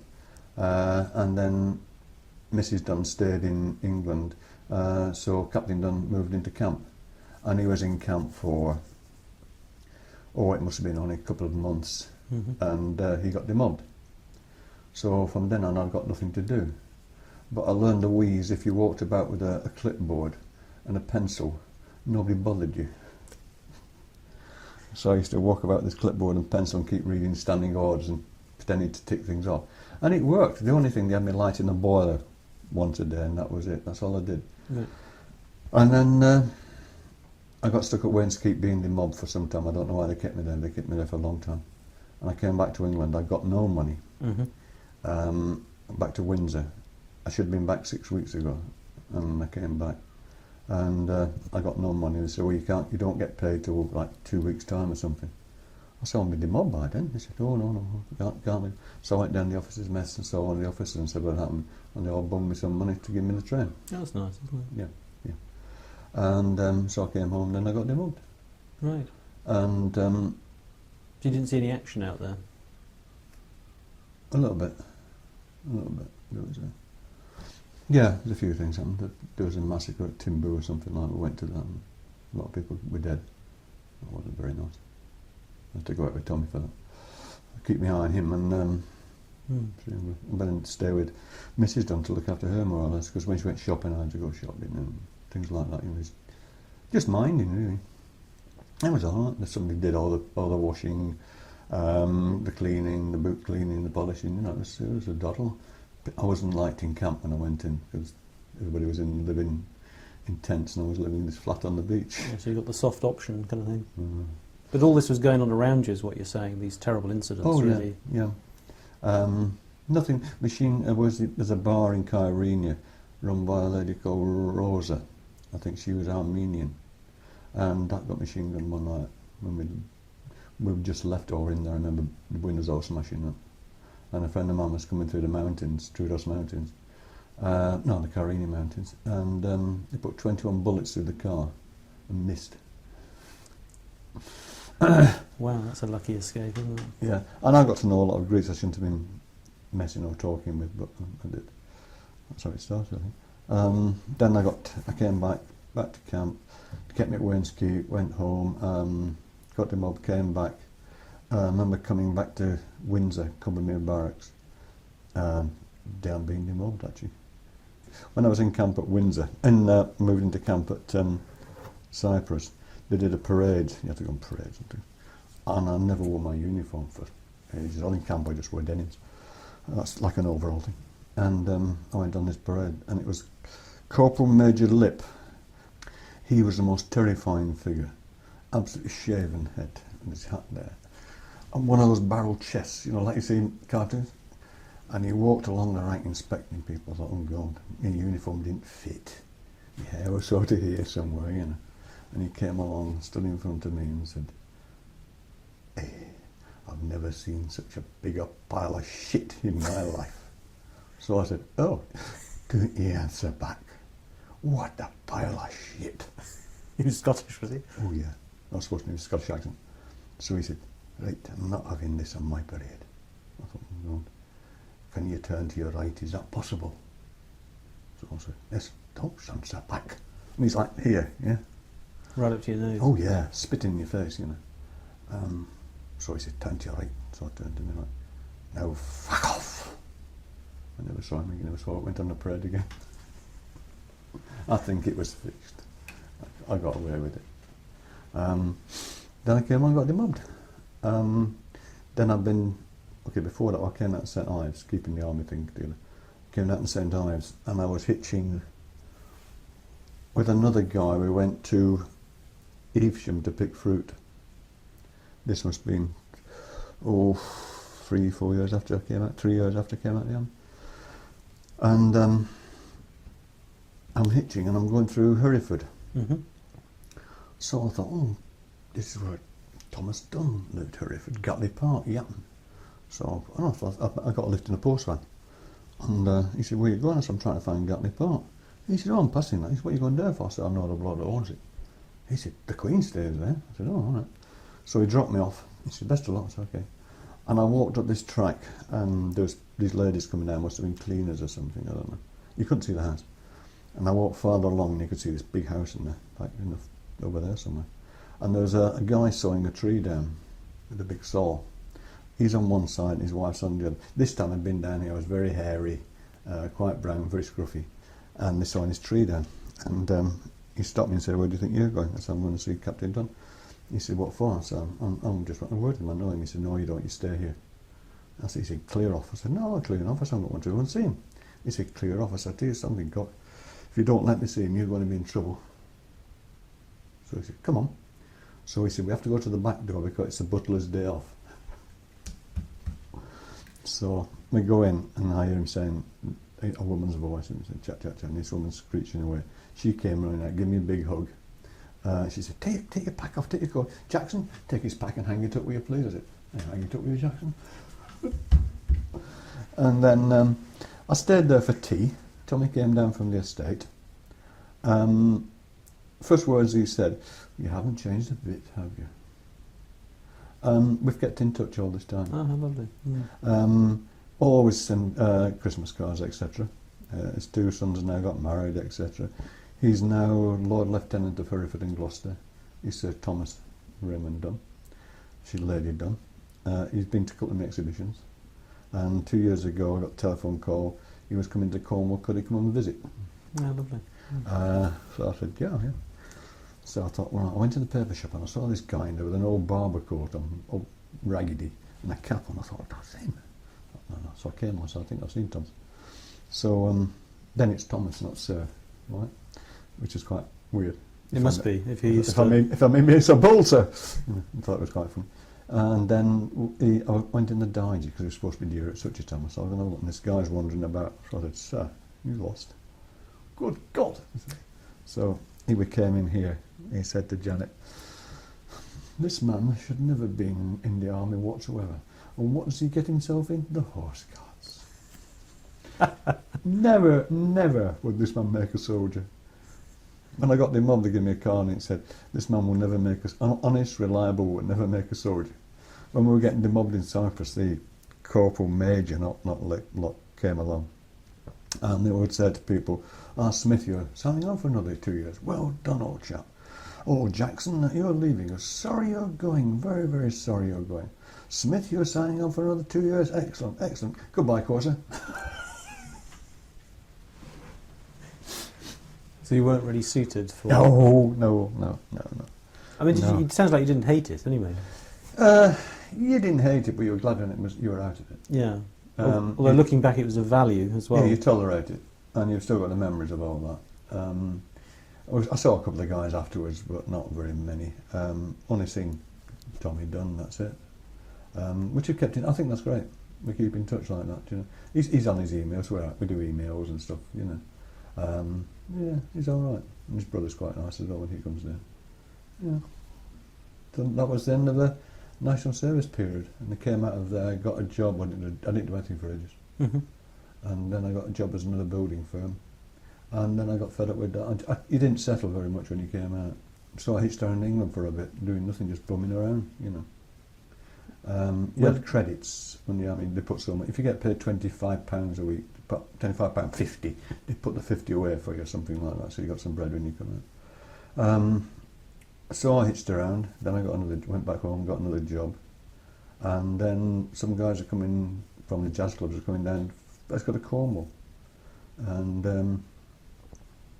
I think we went to camped over Hale, and we came into St Ives, and I thought, oh, this is all right. And met this girl while we were here, and she was coming down for the season. So I went up home again, came back, hitched back down again, and stayed down here for the summer. Right. Then went back up to Oldham again for the winter, and I did that a couple of times. Then worked for various firms. The end firm I worked for was John Moore's mail order people, packing stuff up for Christmas hampers, Right. which you could do with your eyes shut, but some blokes couldn't even tie the knots on the side of the job, teaching people to tie knots, which was absolutely boring. But the money was alright, you could work much overtime as you wanted, so you get a few quid together. And then the guy who ran the place, ran this floor, and he said they were going to offer me the job, his job, because he was going to retire. So it was an office job, well paid. And he said, all right, it's your job, what do you think about that? I said, I'm going to St Ives. And that was the last time I was up there, till my mum died. And then I came down here, and then you know the rest of it. Yeah, that's interesting. Can you say a little bit about where you lived with your mum? Oh, it's just a street, not far off, nearly on the moors. You can see that it's Saddleworth Moor, you know, the Moor Hindley Moor. It's in that area. As kids, we used to spend most of the time on the moors than anything else, not on the streets like you see them nowadays. Right. You know, playing in the moors, climbing this place called Indian's Head, or Ravenstone's, its proper name. And we used to put in, there's like, well, not caves, they're just holes in the rocks, you know, we used to go in there and climb these big boulders, which are made of gritstone. I used to collect fossils as well. So we were living a good outdoor life, really. There's a river run through it, and we used to be up there all the time as kids on school holidays and stuff like that. Other times on school holidays, kind of smaller. My granny was from Wales, not far from Llangollen, in a place called Acavai. And I used to go there for the summer, sometimes like 6 weeks, stay with me Auntie Ginny, who lived quite in a wild place. This is nice, I was a little kid. So I spent most of the time outdoors like that when I was little. But Oldham was the pits, I think. Was it? Well, I think so. I remember we did an exhibition with it's Johnny Manuel, Roy Ray. I can't remember who else. I don't know if John went up or not. I don't know. About 4 painters and a couple of potters, I think. And we all went up for it because I'd already done one up there with another chap. Well, exhibition of my own. And it was in the winter, and we sat in this pub, as you do, because the opening was in the morning with tea and biscuits, so that didn't go down very well with everybody. And then we went in this pub, and like 2 o'clock it got dark, and Johnny Manuel thought he'd fallen asleep. And as you walk around Oldham Market, it was dirty. If you was to put your hand on the ground in a wet, it would come away black. Right. The thing was dirty, and it's the pits. What were the main industries there then? Well, it was cotton. It was all the cotton mills at one time, and then the cotton mills closed. And when did they close, roughly? I don't know. I think Was that before your time then? No, I can remember the girls coming out the cotton mills, getting on the bus and the hair's full of cotton, little white blobs all over them. It must have been pretty terrible. I know with one of the building firms we did a few jobs in the mills, like putting lift shafts in and knocking lift shafts out and blowing things up and that. And we did boilers as well, reline boilers in the tunnels. And yes, an appalling noise, it was terrible. Very, very, what my mother would call very common, for want of a better word. Yeah, it was, it's a terrible place to work, with cotton mills. Yeah. Now they change them into warehouses and stuff like that. I believe some are turned into new flats and stuff like that. What these big tall chimneys. And It all changed, doesn't it? yeah, I mean, the last time I went up there was 1985 when my mother died, and I just did one little trip into Oldham, that's all, that was it. I didn't want to know. Yeah. I never fitted. You didn't fit? I didn't fit in Oldham at all, it's like people who say, what do you want to go to Oldham? What do you want to go to Manchester for? Things like that. I had different friends. Most of the friends I got when I was in Manchester were at university or college or something like that. And the ones in Oldham were either working in the mill or, you know what I mean? So I was mixing with an entirely different class of people. It changed completely. And can you talk a bit about Manchester? Manchester was great. Lot of jazz, a lot of folk clubs. The Clarendon on Oxford Street as well, which is I think they called it Studio 41 or something like that. That was modern jazz club. And then there's all night sessions at a place called Twisted Wheel, I think it was. They did all that. So I think it was Stan Getz or something there. And that was only a little tiny coffee bar place. You could take drinks on the quiet. Yeah, it was great. Then there's Moss Side. There's always good music going in on Moss Side, and there was no fear of walking around there. It was weird. Okay, there's a lot of coloured people, but there was no hassle. You could go into a shebeen, which is a licensed drinking place, and they'd have some wonderful music on. I took the Collier band up there once, and Ken thought he was back in New Orleans, I think. He started playing. I thought he didn't want to stop. It was, Manchester was a good place. So it's quite exciting, really. Yeah, it was actually. I mean, compared to Oldham, where you've got just the pubs, the dance halls and something like that, Manchester was a big city. It was quite exciting. And then we used to hitch down to London quite often at the weekends. By this time I was more or less running a jazz club as well. And we used to hitch to London to do an all-night session at the Collier Club when Ken was playing. Wheeler Sims or Wheeler Disley session. Disley's the guitar player, Wheeler's the clarinet player, lives in Perham, now. We used to go down to an all-night session, to which we'd spend all night in this jazz club, come out of there at 6 in the morning, have a 7 in the morning, something like that, go find some breakfast, go down the Cy Lorry Club, which was under Windmill, by the Windmill Theatre, be this big Bub Brunsko's band in there, or go into Collier Club, where we did a few times, and it was, for 1 and 6, the Rolling Stones. Was it really? Which was good, which was the Rolling Stones rock and roll band. And what did you make of them? Because I knew somebody in it. I knew this girl I met down here. She knew the bloke who was in it, no names.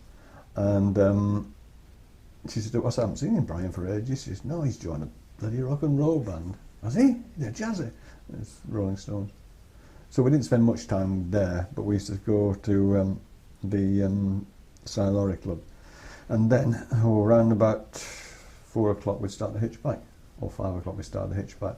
And I went to work on building site next day, if you got lift back. Sometimes you didn't get back till 7. I was going to ask you, was it easy to hitch in those days? It was, yeah. There weren't no motorways. Okay, you wasn't using the motorway. It was quite easy. Okay, you'd generally be a girl and a boy together. Right. So you get picked, 2 blokes together, forget it. I did get picked up with Dave Ball once. We got picked up in a huge Bentley, which we didn't think would stop for us, and he drove us down and dropped us straight outside the Collier Club and joked about and opened the door for us. You know, everybody thought it was a big joke. I don't know who he was, but he was a nice guy. Yeah, it was easy hitching those days. What year are we on, roughly? You're around about 56, 57, about 1962. Okay. 1962. Yeah, that was good. And meanwhile, in the summers, I was up and down from here. Right. So there's a lot of moving about, isn't there? Yeah, I mean, hitching to London quite often, hitching down here. I did jump the train once, but yeah, just moving about. Following bands. I never went to any of these big jazz festivals like Bewley, or Right. never went to any of those. So you did all in the clubs and the pubs, really? And Yeah, we did. We had a band, I think it was a Red River, played the Cavern in Liverpool.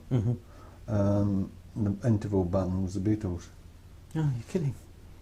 And Do you remember them? Do you remember them? Not really. Not really, but you're just sort of aware of the fact that you Yeah. Yeah. Dave, my mate, said that that bloke's always talking to me. Can't stand him at all. Always chatting to me. John Lennon. Yeah, they would do the interval spot and stuff. Yeah. And what was the Cavern Club like? What was it? The Cavern, smelly. Yeah. Smelly, was it? Yeah. Don't know much of it. Drippy, wet and smelly. Because we'd already done a session in Manchester, then we drove down to Liverpool to do an all-night session. And then we did a boat to the Isle of Man once, a riverboat shuffle. And that was good fun. Yeah, so you're just clipping the beginnings of rock and roll and coming out Yeah. of the jazz era, aren't Yeah. you? That's what's Yeah, happening. no, So, just towards the end of it. so is it that the support bands are more rock and rolly and you're actually going to see the jazz? It just started. It just started then. I know being down here one summer, I can't remember now, and somebody were talking about the Beatles and talking about Bob Dylan. It's just when Dylan came in. And then I thought, I quite liked Dylan. I thought that was really good. You know. I like the Stones.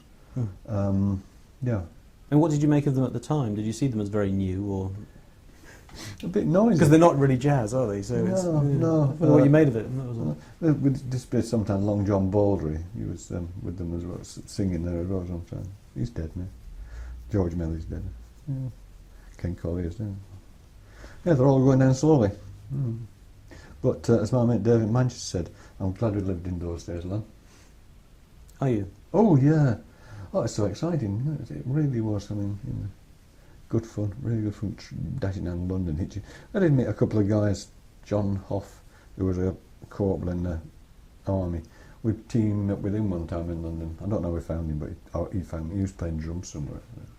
Yeah, no way. I found him on the internet the other night. I was pissing about on it, and I found Johnny Hoff. Oh, right. He's lately married grandchildren. I shan't get in touch with him. Can't be bothered. But he was a nice guy, John Hoff. Corporal Hoff. Yeah, no, good, excellent times there. You described Oldham as very dirty, like you put your hand down. Was Manchester similar? A little bit, yeah. I remember as a kid in Oldham, when you went out, your collar was always dirty when you came back. And if you touched the wall, your fingers would get dirty. It was all the smoke from the chimneys. Oldham Market was great. Lots of market stalls. People throwing plates in the air and selling things cheap and barter, whatever they call them, these market traders. That was always good as a kid. You could get, what they call black sausages, what they call black pudding things, in a sheet of paper rolled up in a paper with a dollop of mustard on the top, and that was like the joy of Oldham Market on a Saturday afternoon. They used to have, Oldham used to have, when I was little, I remember that, they had Wakes Week, which is all the mills used to close down at the same time, and they all went on their Wakes holiday. Right? Mm-hmm. They'd all go together, you know, it's ridiculous. So the whole town would close down. Before it closed down, they used to have a fair, which in Oldham was called a Wakes. So they'd have the huge wakes on the market fields with boxing booths, and that was quite good. That was quite exciting. That was an annual event, was it? That was an annual event. Yeah. I don't know if they still do it, but they don't have Wakes Week anymore, I don't think. It's June sometime. And everybody used to go away at the same time. Must have been terribly boring, all staying at the same time, all going away together.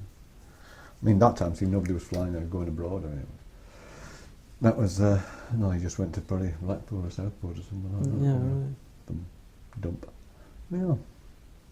But Oldham wasn't a very nice place. No. So in fact you were glad to get away from it, really? Yeah, as I said, because I didn't fit, there's nothing I wanted up there. Yeah. I did an exhibition up there. My auntie, who's now gone, was always saying it's about time I got a proper job.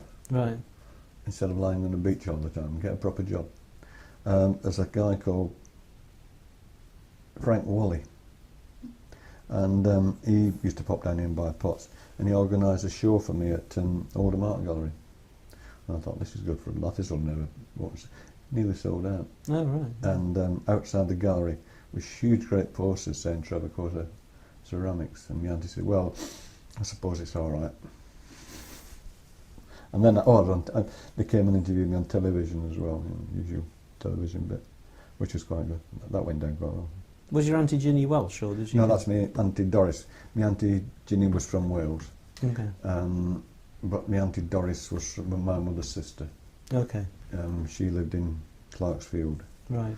And that's the only real, well, I've got cousins on my father's side, but cousins on my Auntie Doris's son, who sent a photograph of him. He's still alive, but he's just done a degree or something. He's 60-something. He's just got a degree or something. I must write that.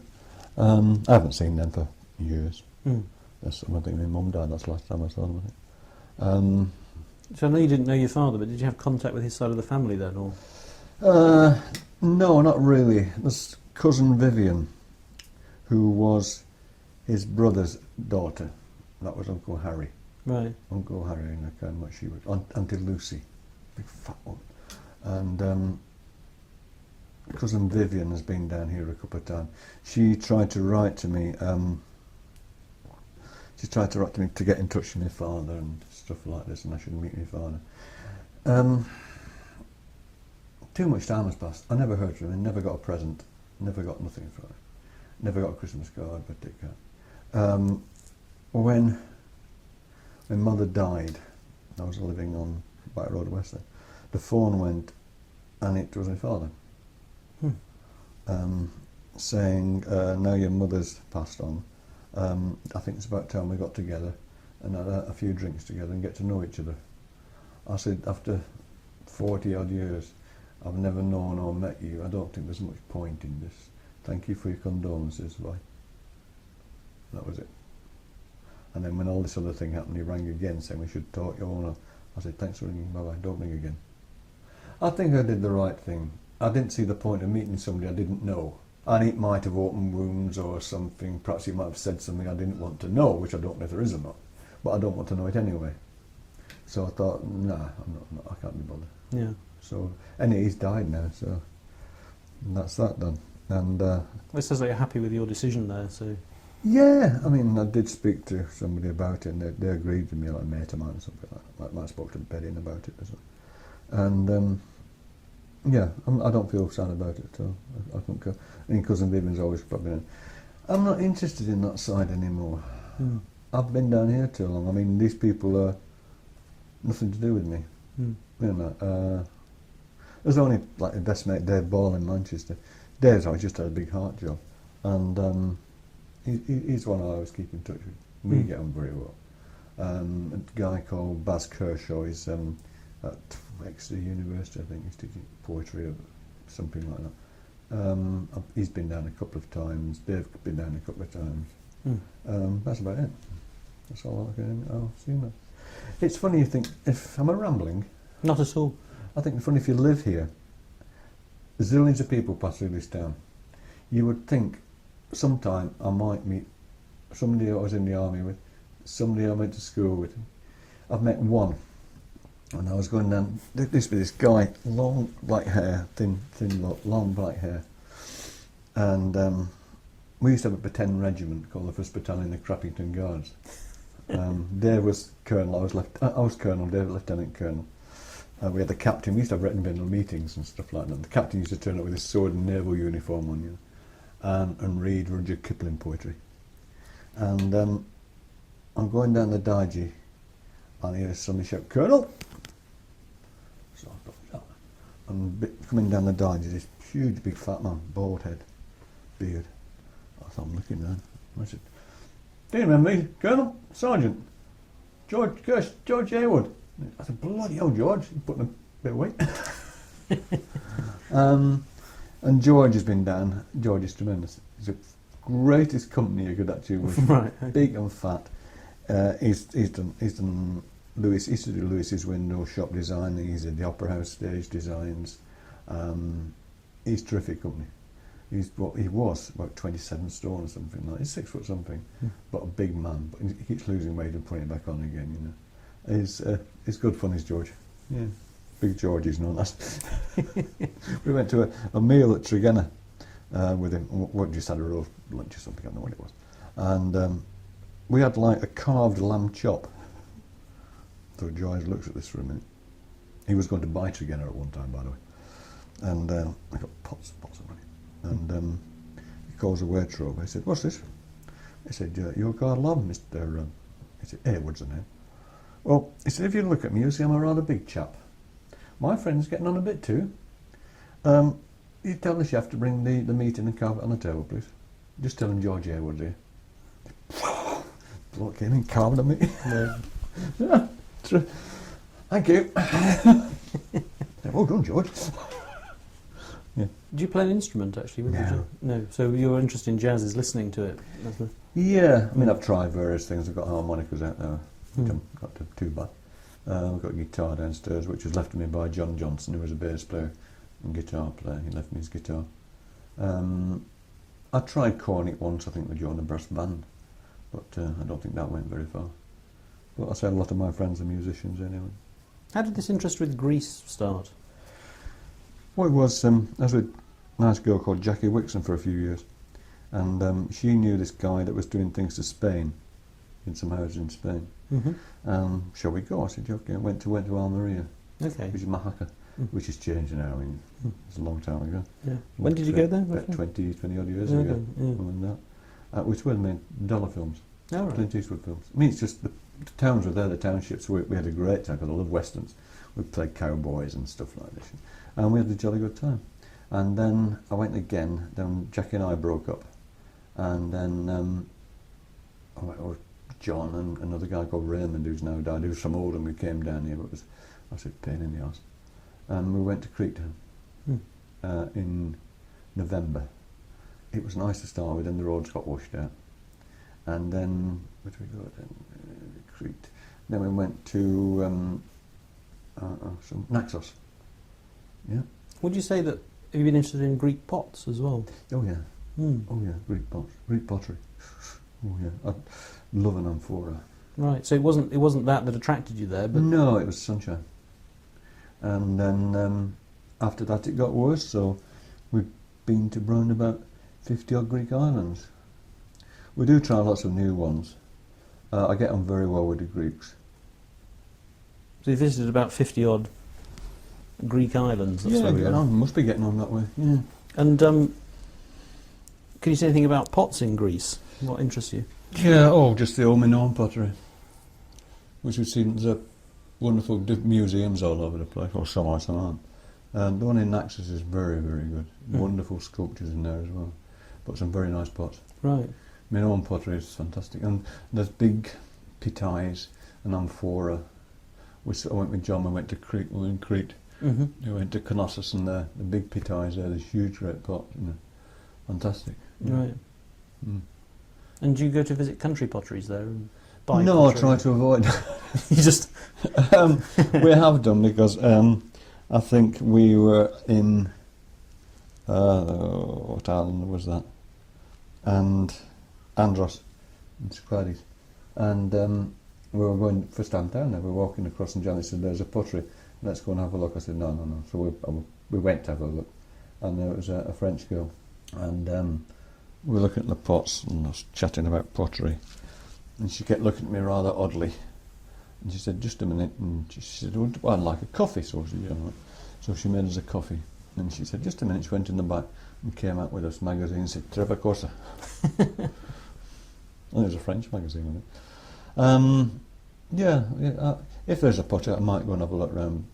But you don't sort of... The Greeks have never heard of Bernardich anyway. Right, okay.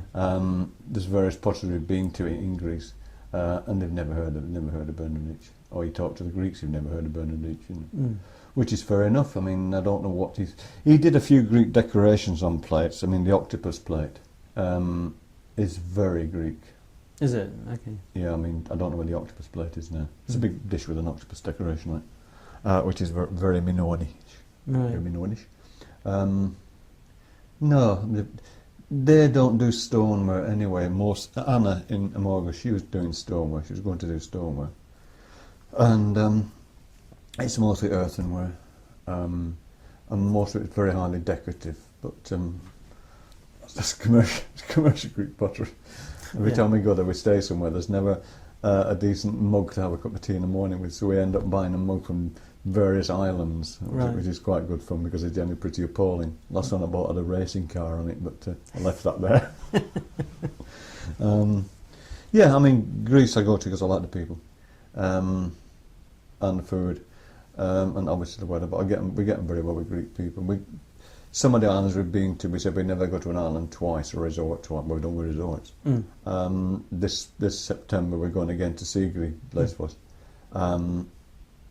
because of the people. It's not the prettiest place. It's not like Cyclades, white and blue, and the beaches aren't pretty, nice big beaches, a bit grubby sand. We go for the people because we get so welcome there, and we do very well there. We like it very much. It's, so any involvement with pottery is really sort of incidental to the people. No, we just go for the people. Right. That's why we're going to Sigrid for. We said we'd never go again, but Do you like their earthenware painted stuff? Yeah. Oh yeah. If there's a museum, we always try to find a museum and look for the pottery and stuff. Some of the islands, we went to Anafi last September. And they had a museum, which was the smallest little room I've ever been in. I think it had 2 marble pillars and a lump of rock. I don't know what they're all supposed to be, but that was very fun. There's no pottery there at all. I don't think they don't got much history in that. I think Jason the Argonauts landed there or something like that, or this lamb popped out of the sea to save their lives. If you want to read all these stories, which I always do. Right. I mean, are you able to say that Greek pots influenced your work, or some of it? Yeah. I've tried to do, which I haven't done for ages, Greek designs, like some of the octopus. I've done octopuses on pots. Some Greek decorations, which I've copied. What about shapes? A lot of the shapes, amphoric shapes. The handles as well on pots. Small little round pots I've done, which they stay in your head. You're not exactly copying, but you've seen the shape. These lanterns, have you seen these lanterns? Yeah, these lanterns, yeah. I've made lanterns which you put a candle in. Base them on, when you see somebody's been knocked down by the side of the road, like you do in Mediterranean anyway, they put a little shrine by the side of the road and light a candle in it, and they generally have a photograph with a cross on the top. And we've been to Telos, where they have lots of dovecotes, and they have these triangular shaped holes for the doves to get through. So I incorporated that triangular shape into the pot for the light to come in. There became a little shrine. And then the roof of the lantern, I've made it blue so it looks like a Greek church. Right. Which I quite like, the Greek church. We've been to a few Greek services, been to a couple of weddings and things like that. And a funeral. Oh, that was funny. We were on Lipsy. And Nicholas said, people across, I saw all these people sat around this table. I said, very quiet. What's that? He said, it's a body. The coffin was on the table, and they're all sat around eating. Then they carried the coffin through the town open. Wow. With all the flowers all over it, And went to go all the village shut down. It was a tiny island. It all closed down for this few, and then they tip them out of the box down the hole, leave them down for a few years, dig them up, put them in a cardboard box, and shove them away somewhere. Is that right? We went. Janet won't go. We went to one in Tinos, and that was amazing because it was a woman's day or something, because they got a special cross if they went, and they were crawling up the hillside to this huge great monastery, and I was watching the monks were wheeling away fridges, televisions, everything they bought to give to the church, and they were filling all the old cells with washing machines and whatever.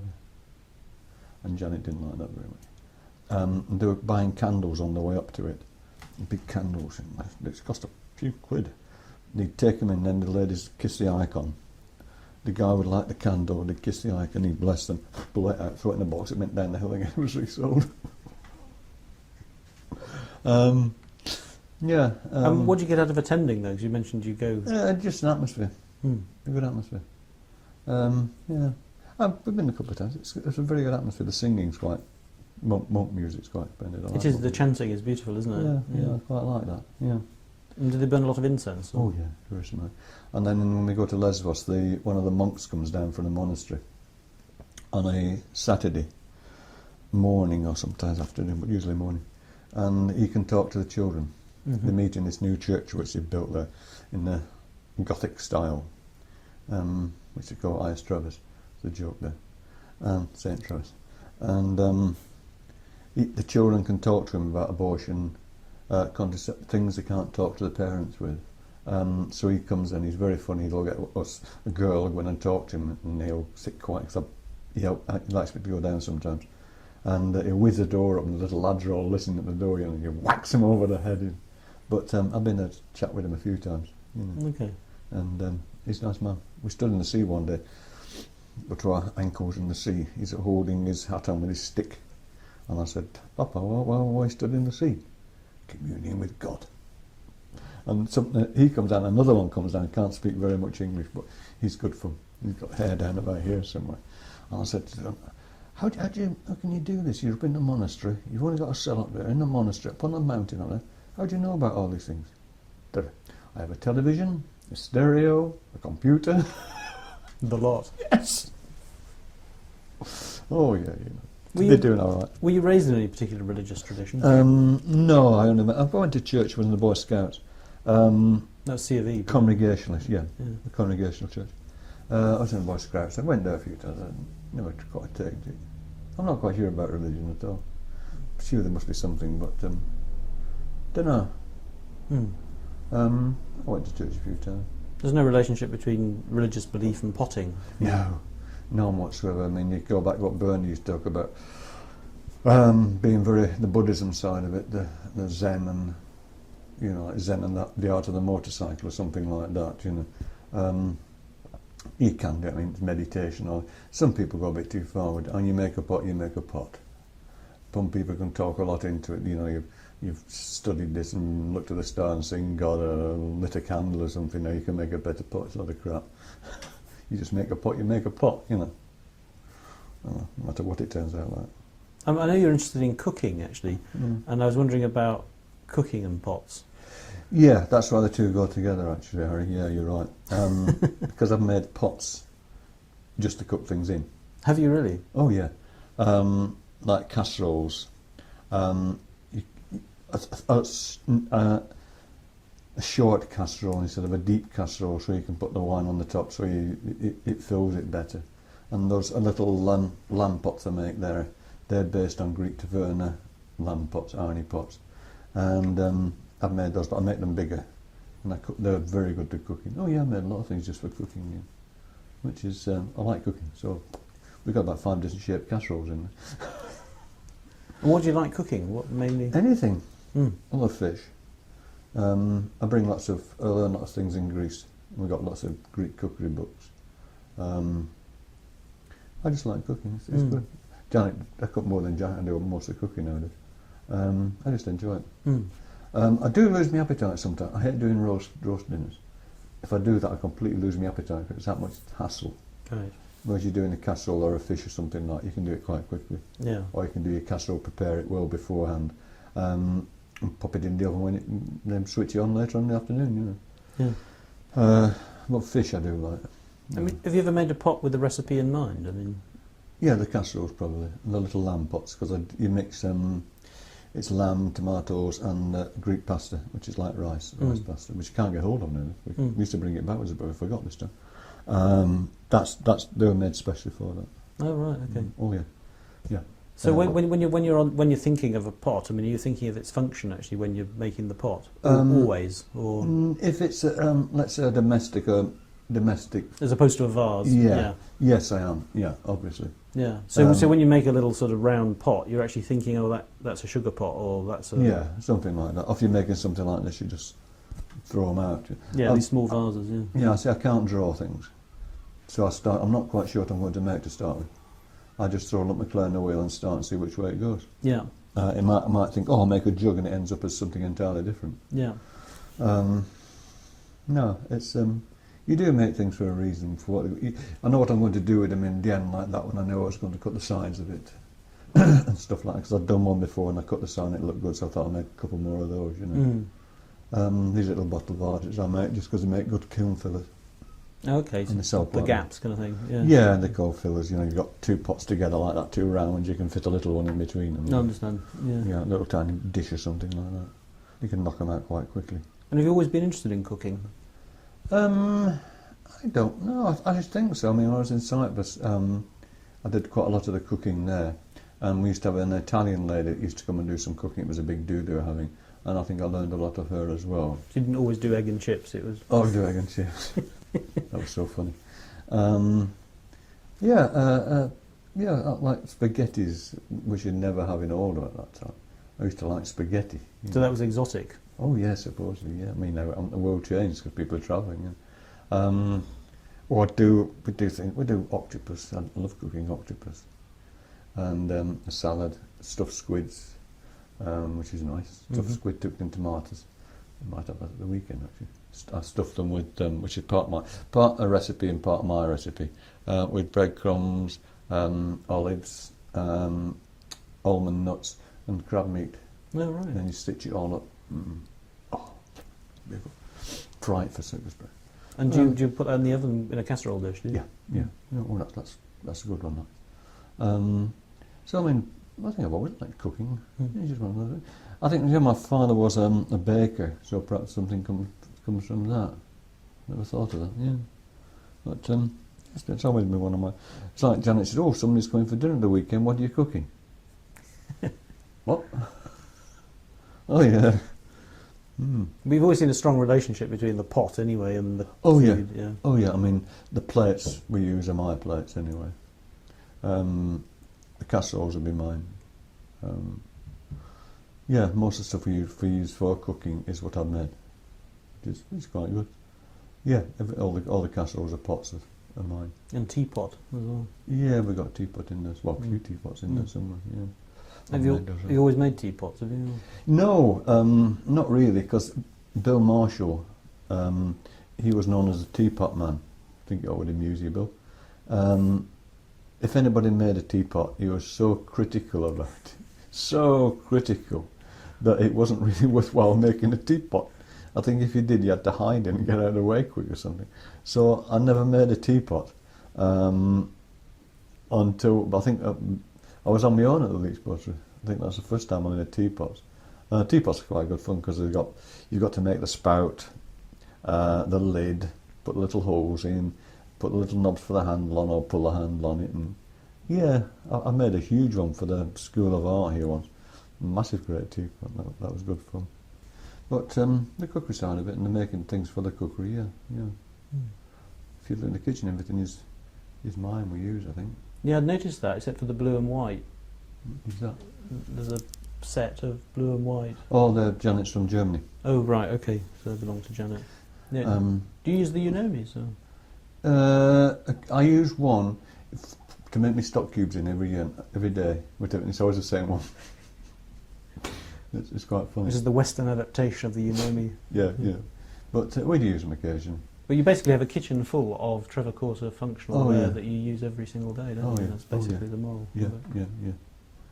I mean, with different shaped big plates, little plates as well. We use those a lot. We use them all the time. And are they standard ware, or are they actually the plates? They're my standard ware. Okay, so you made them basically. Yeah. There's some old Leach standard ware in there, but it's mostly the ones I made. Because I made, I don't know how it came about, somebody wanted a dish and they wanted, it was me, I wanted a dish. It was Jenny, she does Mediterranean fish stew. Okay. If you have it on an ordinary plate, it's not deep enough Mm-hmm. for all the gravy, the juices is in there. So I made a plate with a higher little rim on it. Oh, right, okay. Right. So, and then I embellished it by putting 2 little lugs on the side. So if it's on the table, you can have it square and it looks nice because you've got the dish and you've got these 2 little lugs. If you have them that way, it doesn't look right. You have to, if you have people for a meal and you put it down in front of them like that, they'll always go. Okay, they always move it around Yeah. so they're opposite It looks each other. right, yeah. It looks right. Sort of like perpendicular to the Yeah, person. yeah. Yeah, it's quite fun. Yeah. So, yeah, bowls. So I've made a lot of pots in these years. You're still making too. Yeah, still not as much as I'd like to, but don't know. We'll see what the future happens with. But it's sometimes quite a difficult place to live, or Not really. it's your home, really, isn't it? Yeah, I've got used to it now. Most of my friends are St Ives anyway. Because when I first started to live here, I was going fishing on the rocks. Because one of my other past great loves is fishing. And I got to know a lot of Cornish blokes then. Right. And we're still pals, and I'm more friendly with those guys than I am of the art colony. Right. I always class those as my mates. Right. Like Stuart McClary, Dave McClary, Trotman, Dave Kerfoot, you know, they're not more my pals. Lennon, you know. I mean, you used to dive for lobster, I know, but have you ever lobster fished with pots? when it had my boat, I had my own boat at one time. I had some pots. I think we got one crab once, and then I shut them on just off Clodgy, and we had a terrible storm for about 3 or 4 days, and we went to pull them back up again, and they were old pots. They weren't metal pots. They were old willow pots, and I must have done it wrong somewhere because the rope had frayed on the pot and lost the pot. Oh. We pulled them up and just a rope, unless somebody pinched them, but I don't think they would. No. So they must be still down there somewhere. They're smashed up by now. What do you like to fish for? Bass. Okay. Yeah. And that's because they fight. Because they're tasty. They're tasty. Oh yeah, they're expensive too. There used to be a lot of bass. It was in the winter at night, and you got headlamps on and stuff.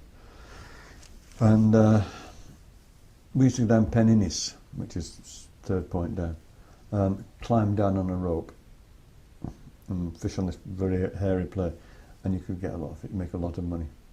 It was good fun.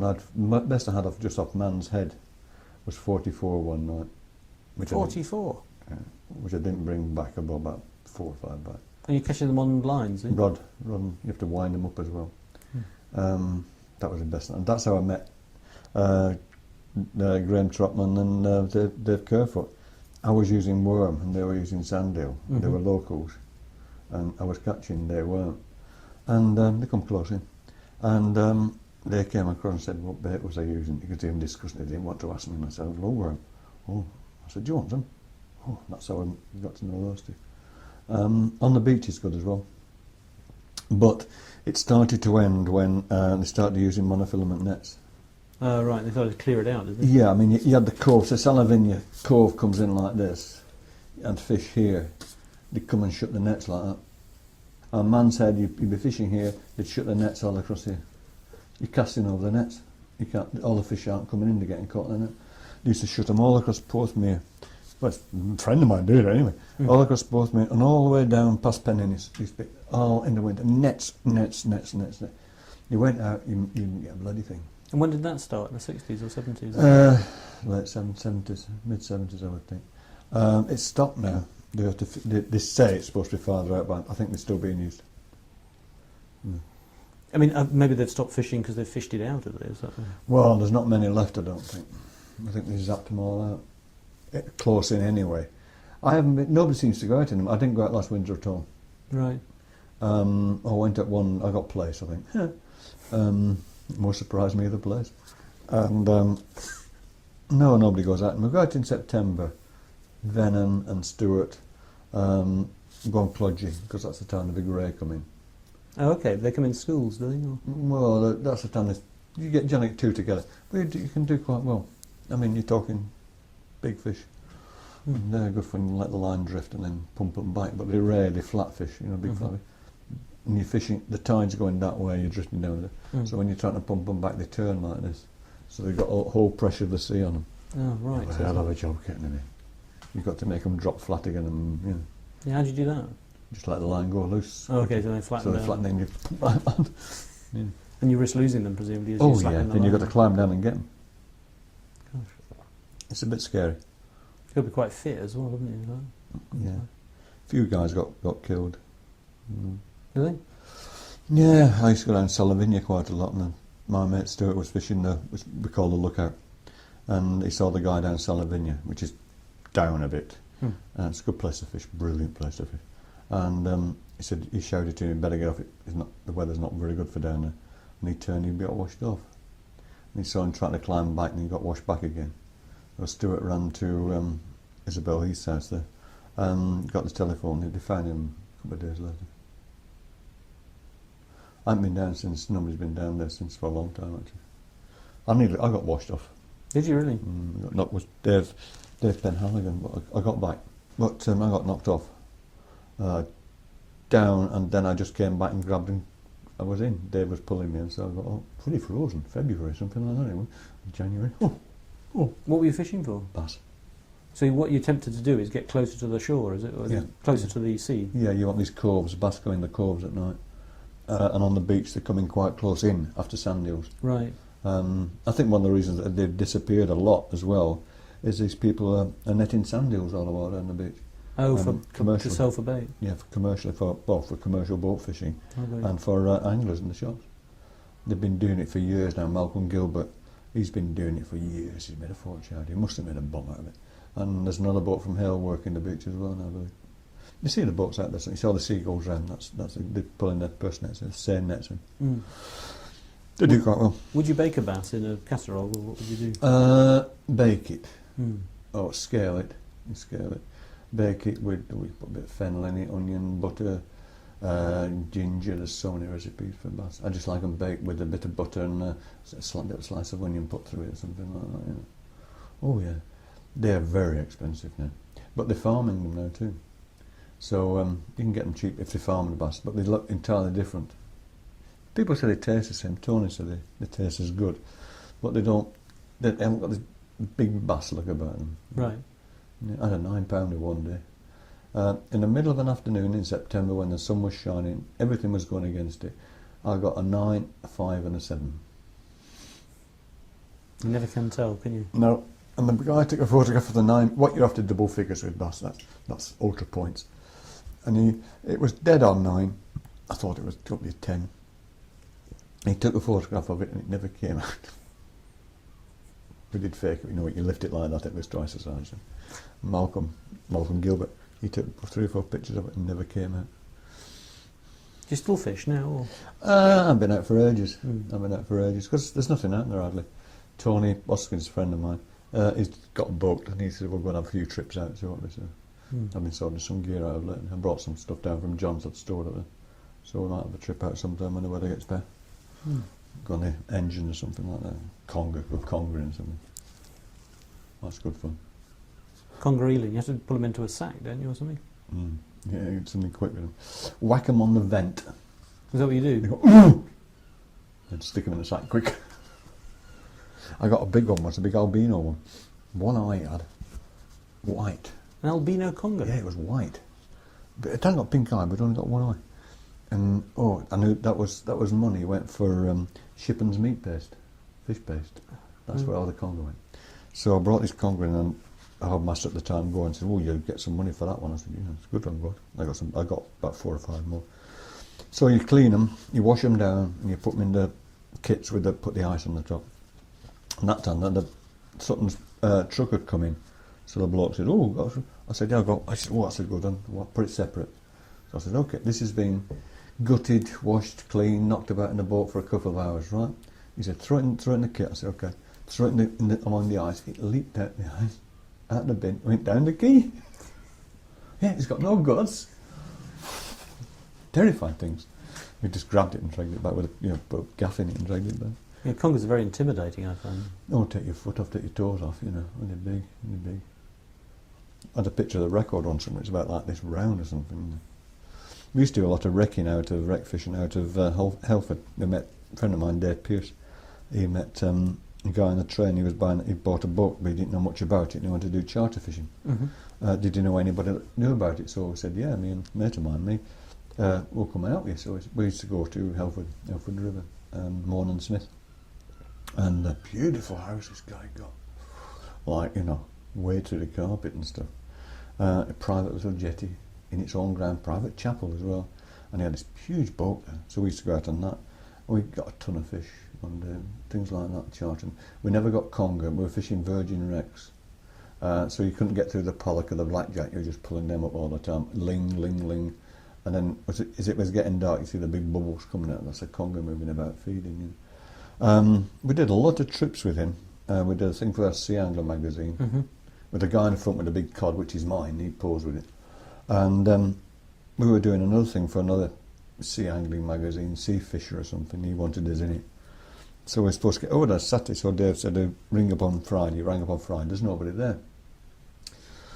So he rings again, there's nobody there. So Dave said, what should we do? I said, no. So he said, shall we just go over anyway? I said, yeah, okay. So we drove over there Saturday morning. Got to the house, completely empty. Not a carpet, no nothing, bits of newspaper on the floor. Right? The boat's still there, but everything else is gone. He completely disappeared. The boat, he wasn't as he chartered it. He owed all the money for the fuel. The fish we caught, he just dumped it at the end of the river. He completely disappeared. He had a wife and kids. I don't know where they went to. How bizarre! What a bizarre. He had a man boating with him. I don't know what he was called, Keith, I think. Mm. And we got in touch with Keith, and he said, I didn't know what's happening. No idea where he's gone. Completely vanished. He got a wife and kid and everything. Bizarre. Yeah, and this Keith started chartering as well. Went out with him a couple of times, but we didn't do much more. When you're fishing on wrecks, what are you fishing with? Lures or So you're spinning, are you, in effect? Or? no, you just jerk it up and down like that. Mm. It's quite primitive. Mm. You have to big fish, that's all. Or lumps of mackerel things. You have big metal things called perks, heavy thing, because you're fishing very, very deep. Big metal things, you drop them down, and then when you just touch the bottom quickly and just lift it like that, you've only got to do that, and then you're on. You're pulling fish up like nobody's business. Right, because these were virgin wrecks at the time, presumably. Yeah. He had a very good sounder, and an echo sound. Yeah. And you could see the fish coming up when you caught one. And we're out one day, and we've seen the wrecks packed with fish, and every fish you brought up. You're pumping them up from a depth so they get the bends and the stomach explodes, and the airbag comes out, the air bladder comes out, so they throw all the muck and stuff in the water, food undigested, so it's full of water. So as we pump it, we see this big black dot coming up behind. So I'm watching the screen, I said, look, Mike, a big shark or something down there. So I said, okay, it's just following the fish up all the time. Nothing happened, we didn't get nothing taken. It was a shark, it's big, it must have been a big black dot. And so he said, I'm going to catch it. I thought, oh, I said, well, wait. So he gets his rod out. He's got wire line, which is quite dangerous. Puts 2 mackerel on, flings it over the side. You see this thing going down, so you see it get it. And it went. And he's holding onto the mast. And the line's pouring. It's this wire. And it's pouring out. So I said, get the engine started, Dave. We've got to follow it, because you're never going to do this. You'll never do it. Cut the anchor loose. Get the engine started. So we're trying to get the bloody thing off the anchor buoy to throw that in so we can set the boat going, and it's going. He said, I'm going to stop it, and he puts his thumb on the line, and it just took all his skin off completely, and it was blood all over him, and the line was gone. Was it really, even though it was a wire line? Yeah. Mm. It was a hell of him. He was all cut all down. Just kept spinning around, but it was a right. very, very, very big shark. That was a very big shark. That's the one that got away, as they Yeah, say. it'd be a mako or something like that. Probably a big mako. But the dot, it's a little tiny pinprick for a 30-pound pollock, and this was a very big dot, something like that, Yeah. as opposed to a little tiny spot. I got you. Were Echo Sounders new then, roughly? Why are these wrecks virgin, out of interest? Because it was that deep, nobody knew where they were. Okay. He said he got the charts. He worked on charts. He met a bloke in a pub in Plymouth. There were submarine charts, Okay. and each one wrecked somebody being on the wreck, and it would give a complete description of the wreck, what it was carrying, what position it was lying on the bottom in, everything, the fish on it. He said the bloke give it to him in a pub in Plymouth. Submarine charts you don't see, do you? Especially for submarines, so they don't bump into them, you know. So we'd sail up, we'd do Decker sound, which puts you directly on top of it. And we used Decker, and we'd find these wrecks, and you just switch the sounder on, then make sure you're on it, raise a wreck, and you just see the fish above it like that.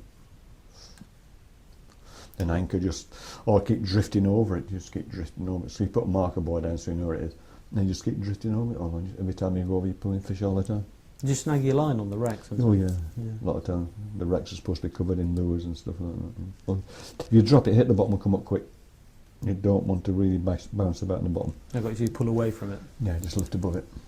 Usually, as it's going down, they'll pick the bait up anyway. But if you hit bottom, bring it up quick, otherwise you're going to get hitched in the wreck.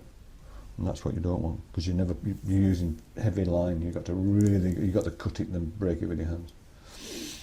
Yeah, you lose. It's expensive because the lures are about £6-7 a piece, you know. Yeah, it's very expensive. Oh yeah.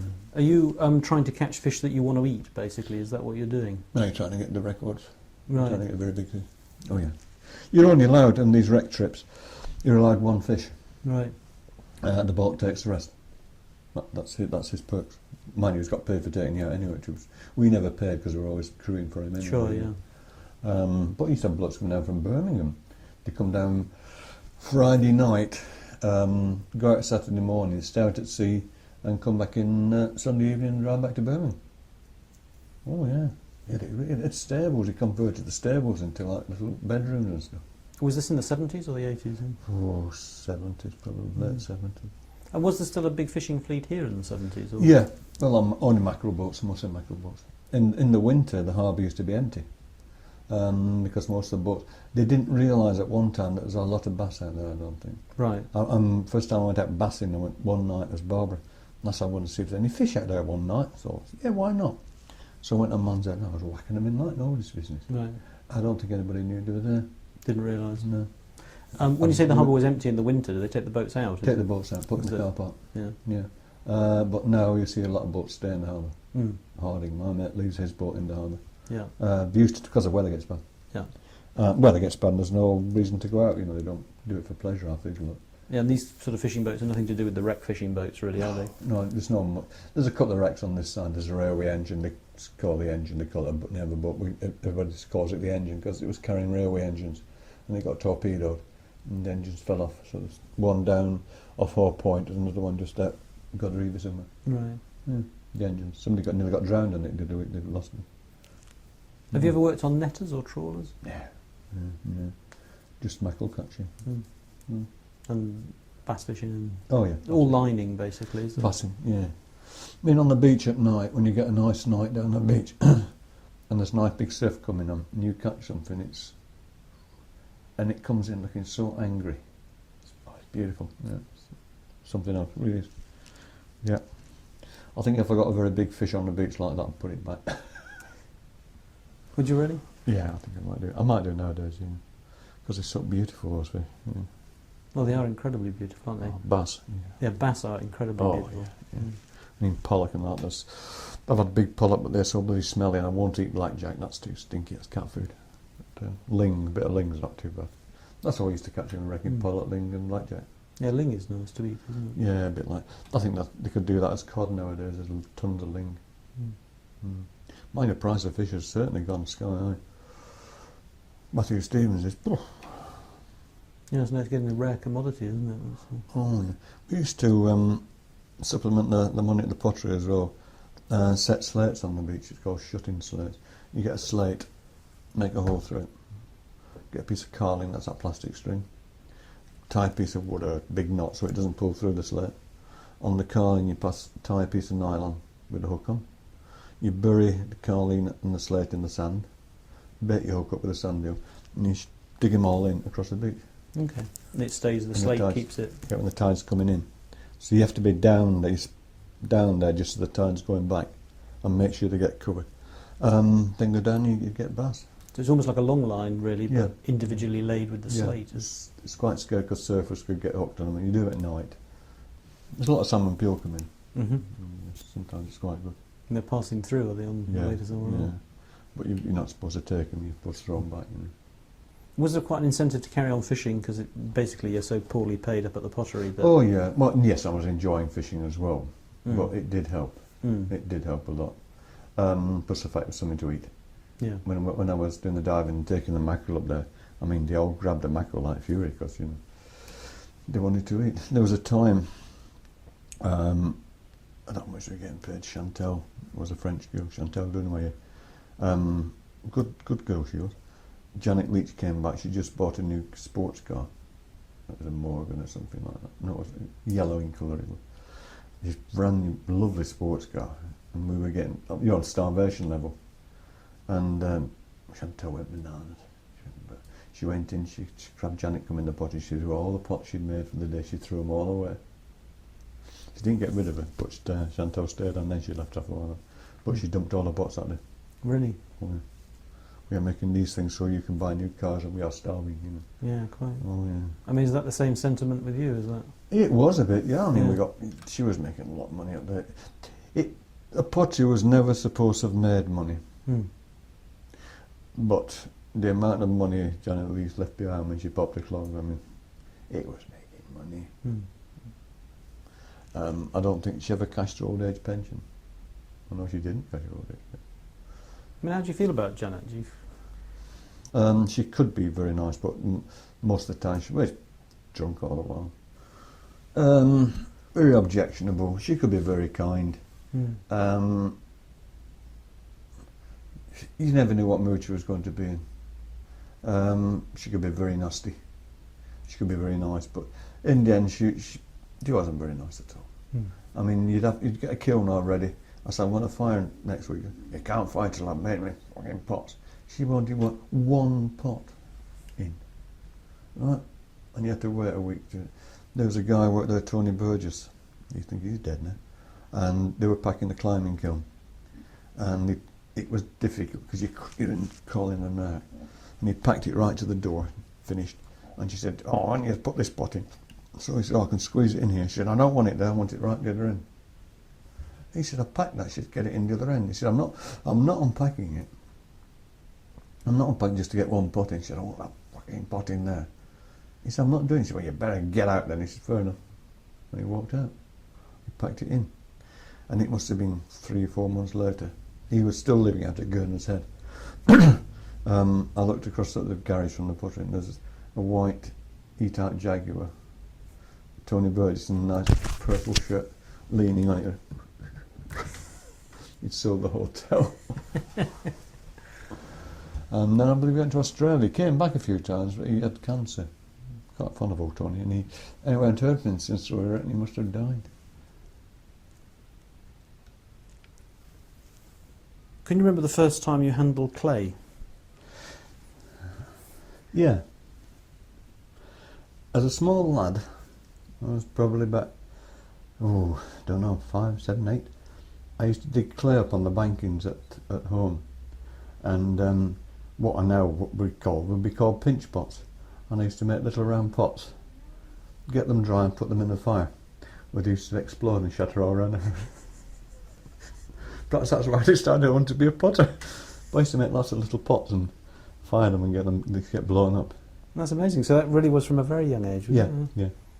So has it always been there? This? I suppose. I was interested in it, I suppose. I don't know. It did happen as an accident I got there, but yeah, I used to make those little pots. Yeah. Any of them survived? I shouldn't think so, no. They wouldn't fire in a... It was only earthenwork, well, it'd just be ball clay, nothing work clay. But it's nice clay we used to have on it. And your mother tolerated them being dotted around the house? No. And the explosions she didn't like. Yeah, just shove them in the fire. Could you say a bit more about her, actually? Because you mentioned she was a seamstress. Yeah.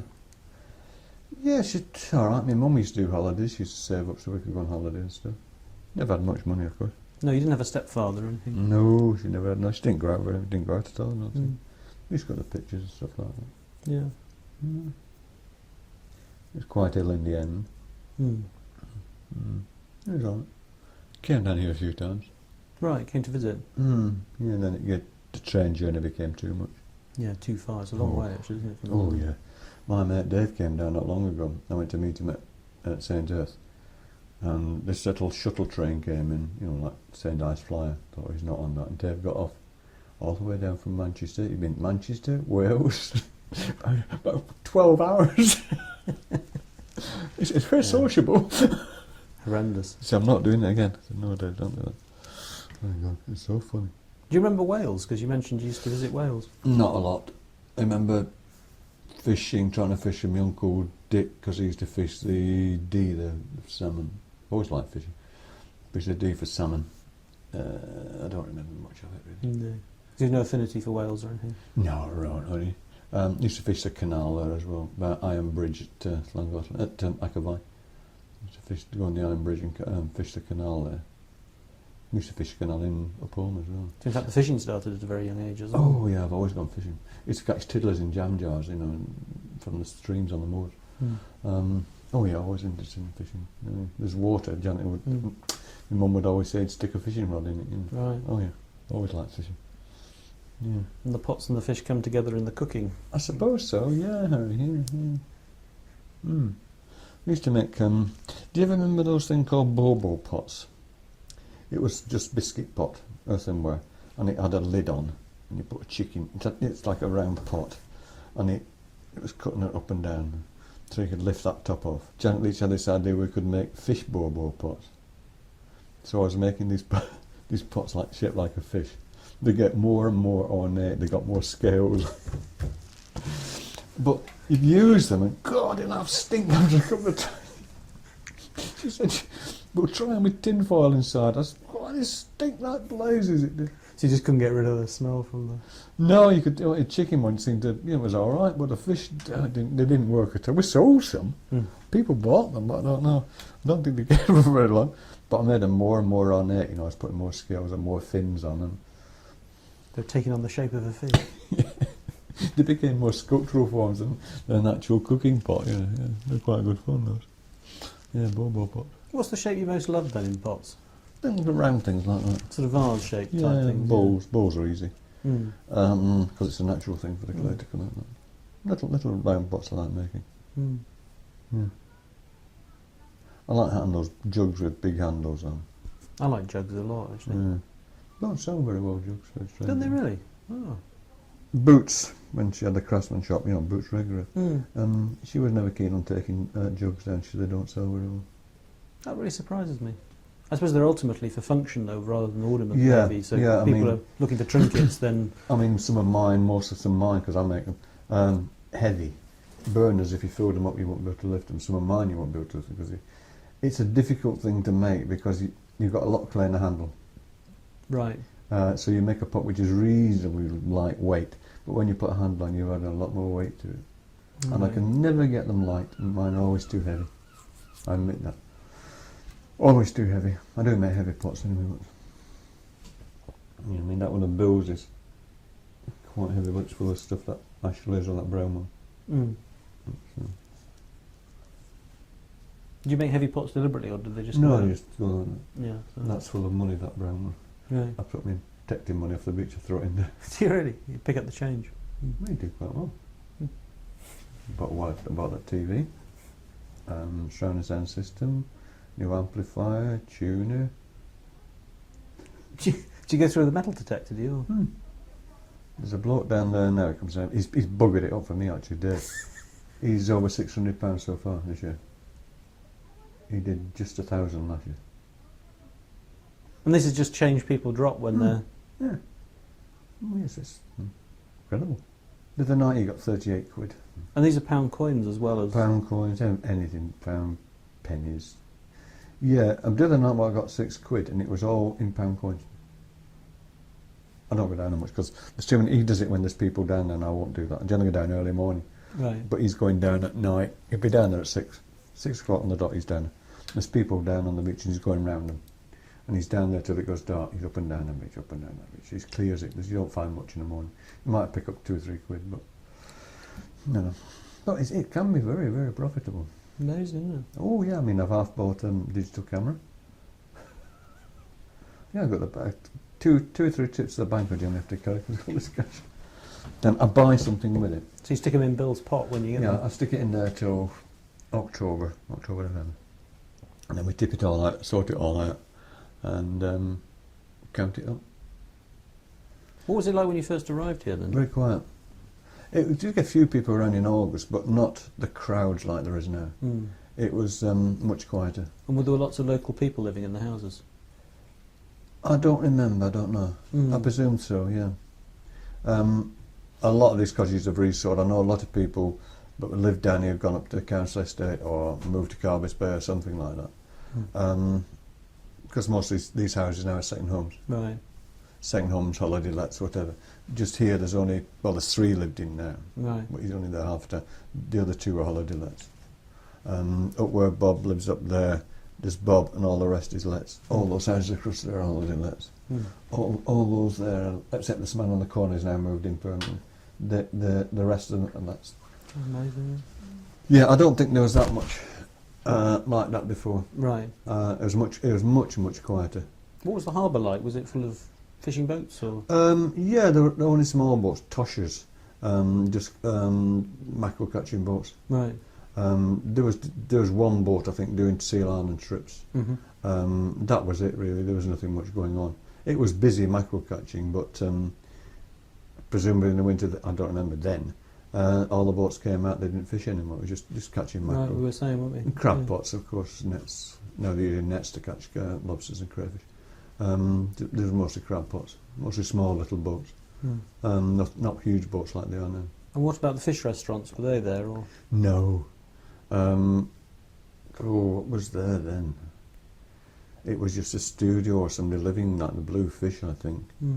Because we thought of buying that, turning into a house one time before we bought it. Oh, right. A lot of places changed. Oh yeah, on 4th Street, which would have been about I don't know how many years ago now, we had the fire, and that was I was living on 4th Street then. Above what was the basket shop is now the deli on 4th Street. Oh, right. Which has got a ghost there. And woke up one night, there's a banging noise, looked through the window, and I thought something's burning over there's a blaze. And across the way was a seafarer restaurant, and that was on fire.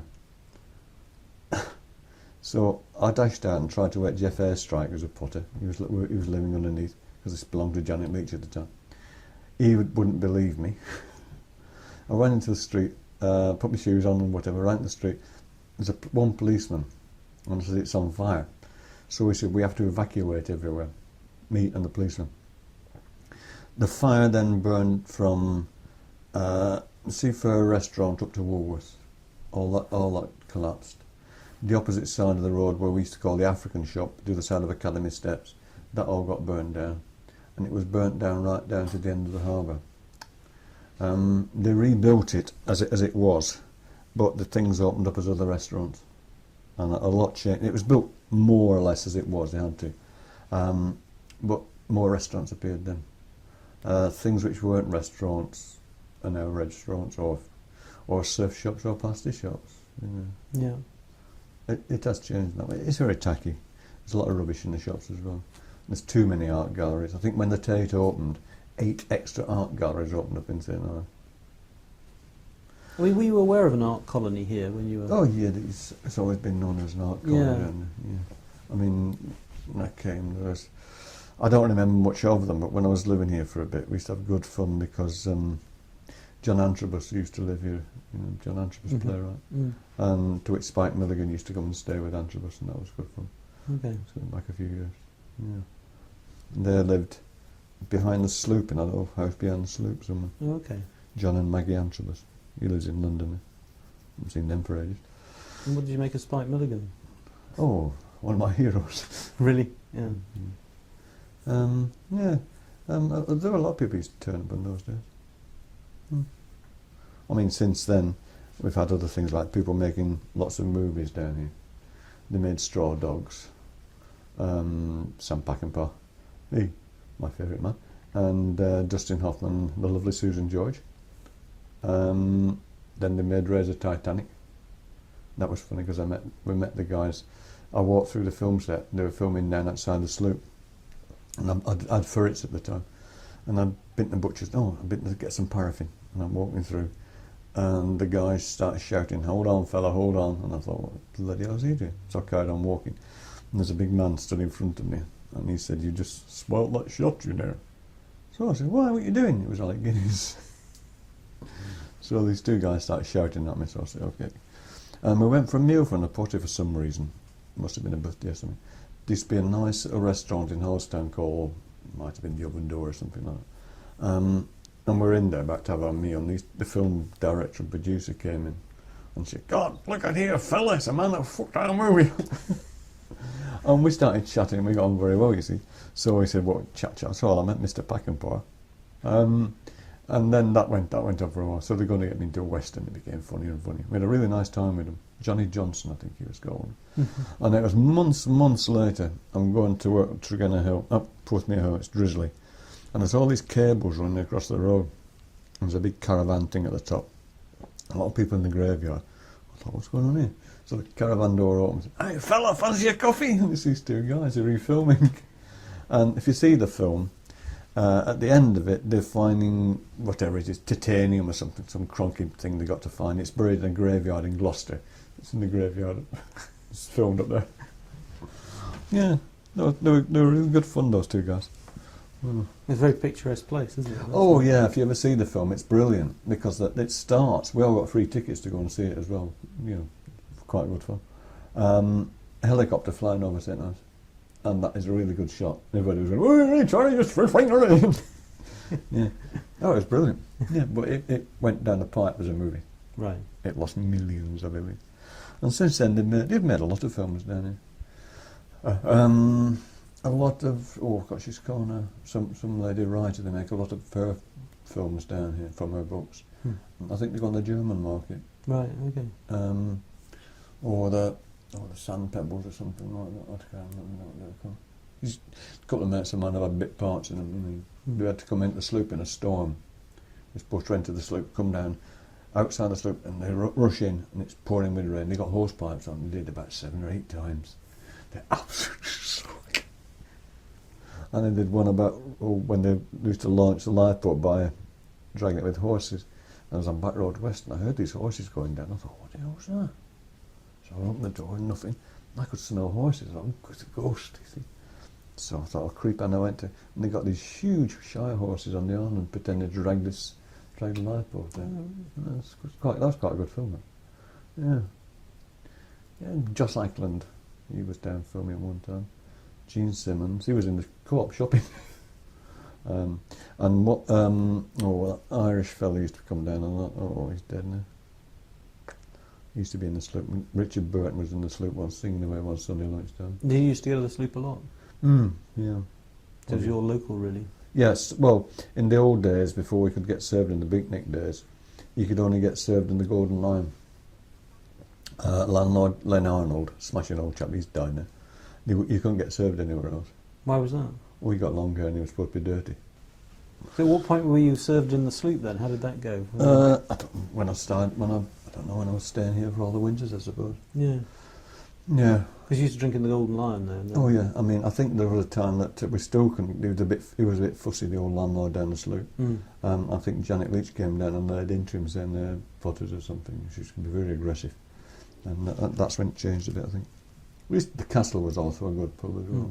Have the people who drink in the sloop changed then as well, presumably? I don't went in there in the summer at all. Yeah, there's not as many as the old fishermen, obviously. In the winter, we didn't go down last year. We generally go down on Fridays. They haven't mentioned this. They have a meat draw. It's £1 for 5 per strip, 5 raffle tickets.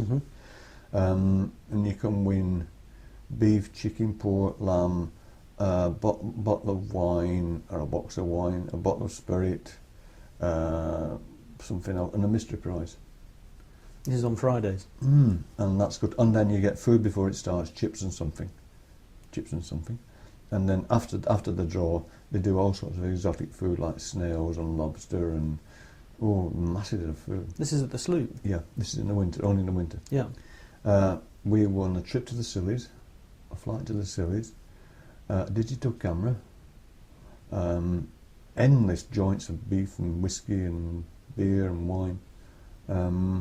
We won a lot of major prizes, mystery prizes. If you win the mystery prize, you have to go up at binoculars, Pentax binoculars.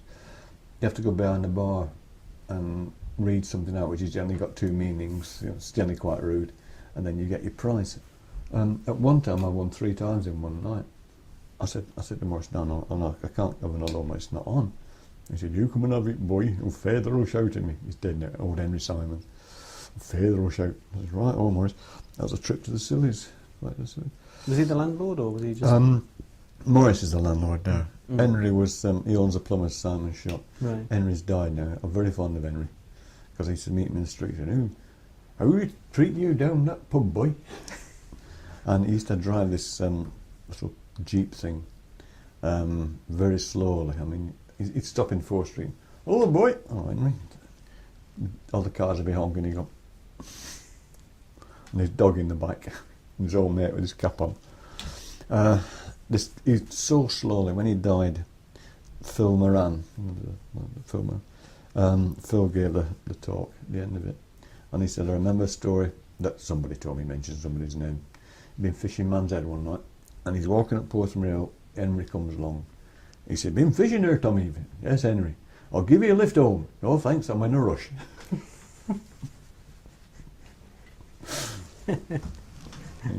Yeah, very good. Yeah, he's died now. Very fond of old Henry Sam.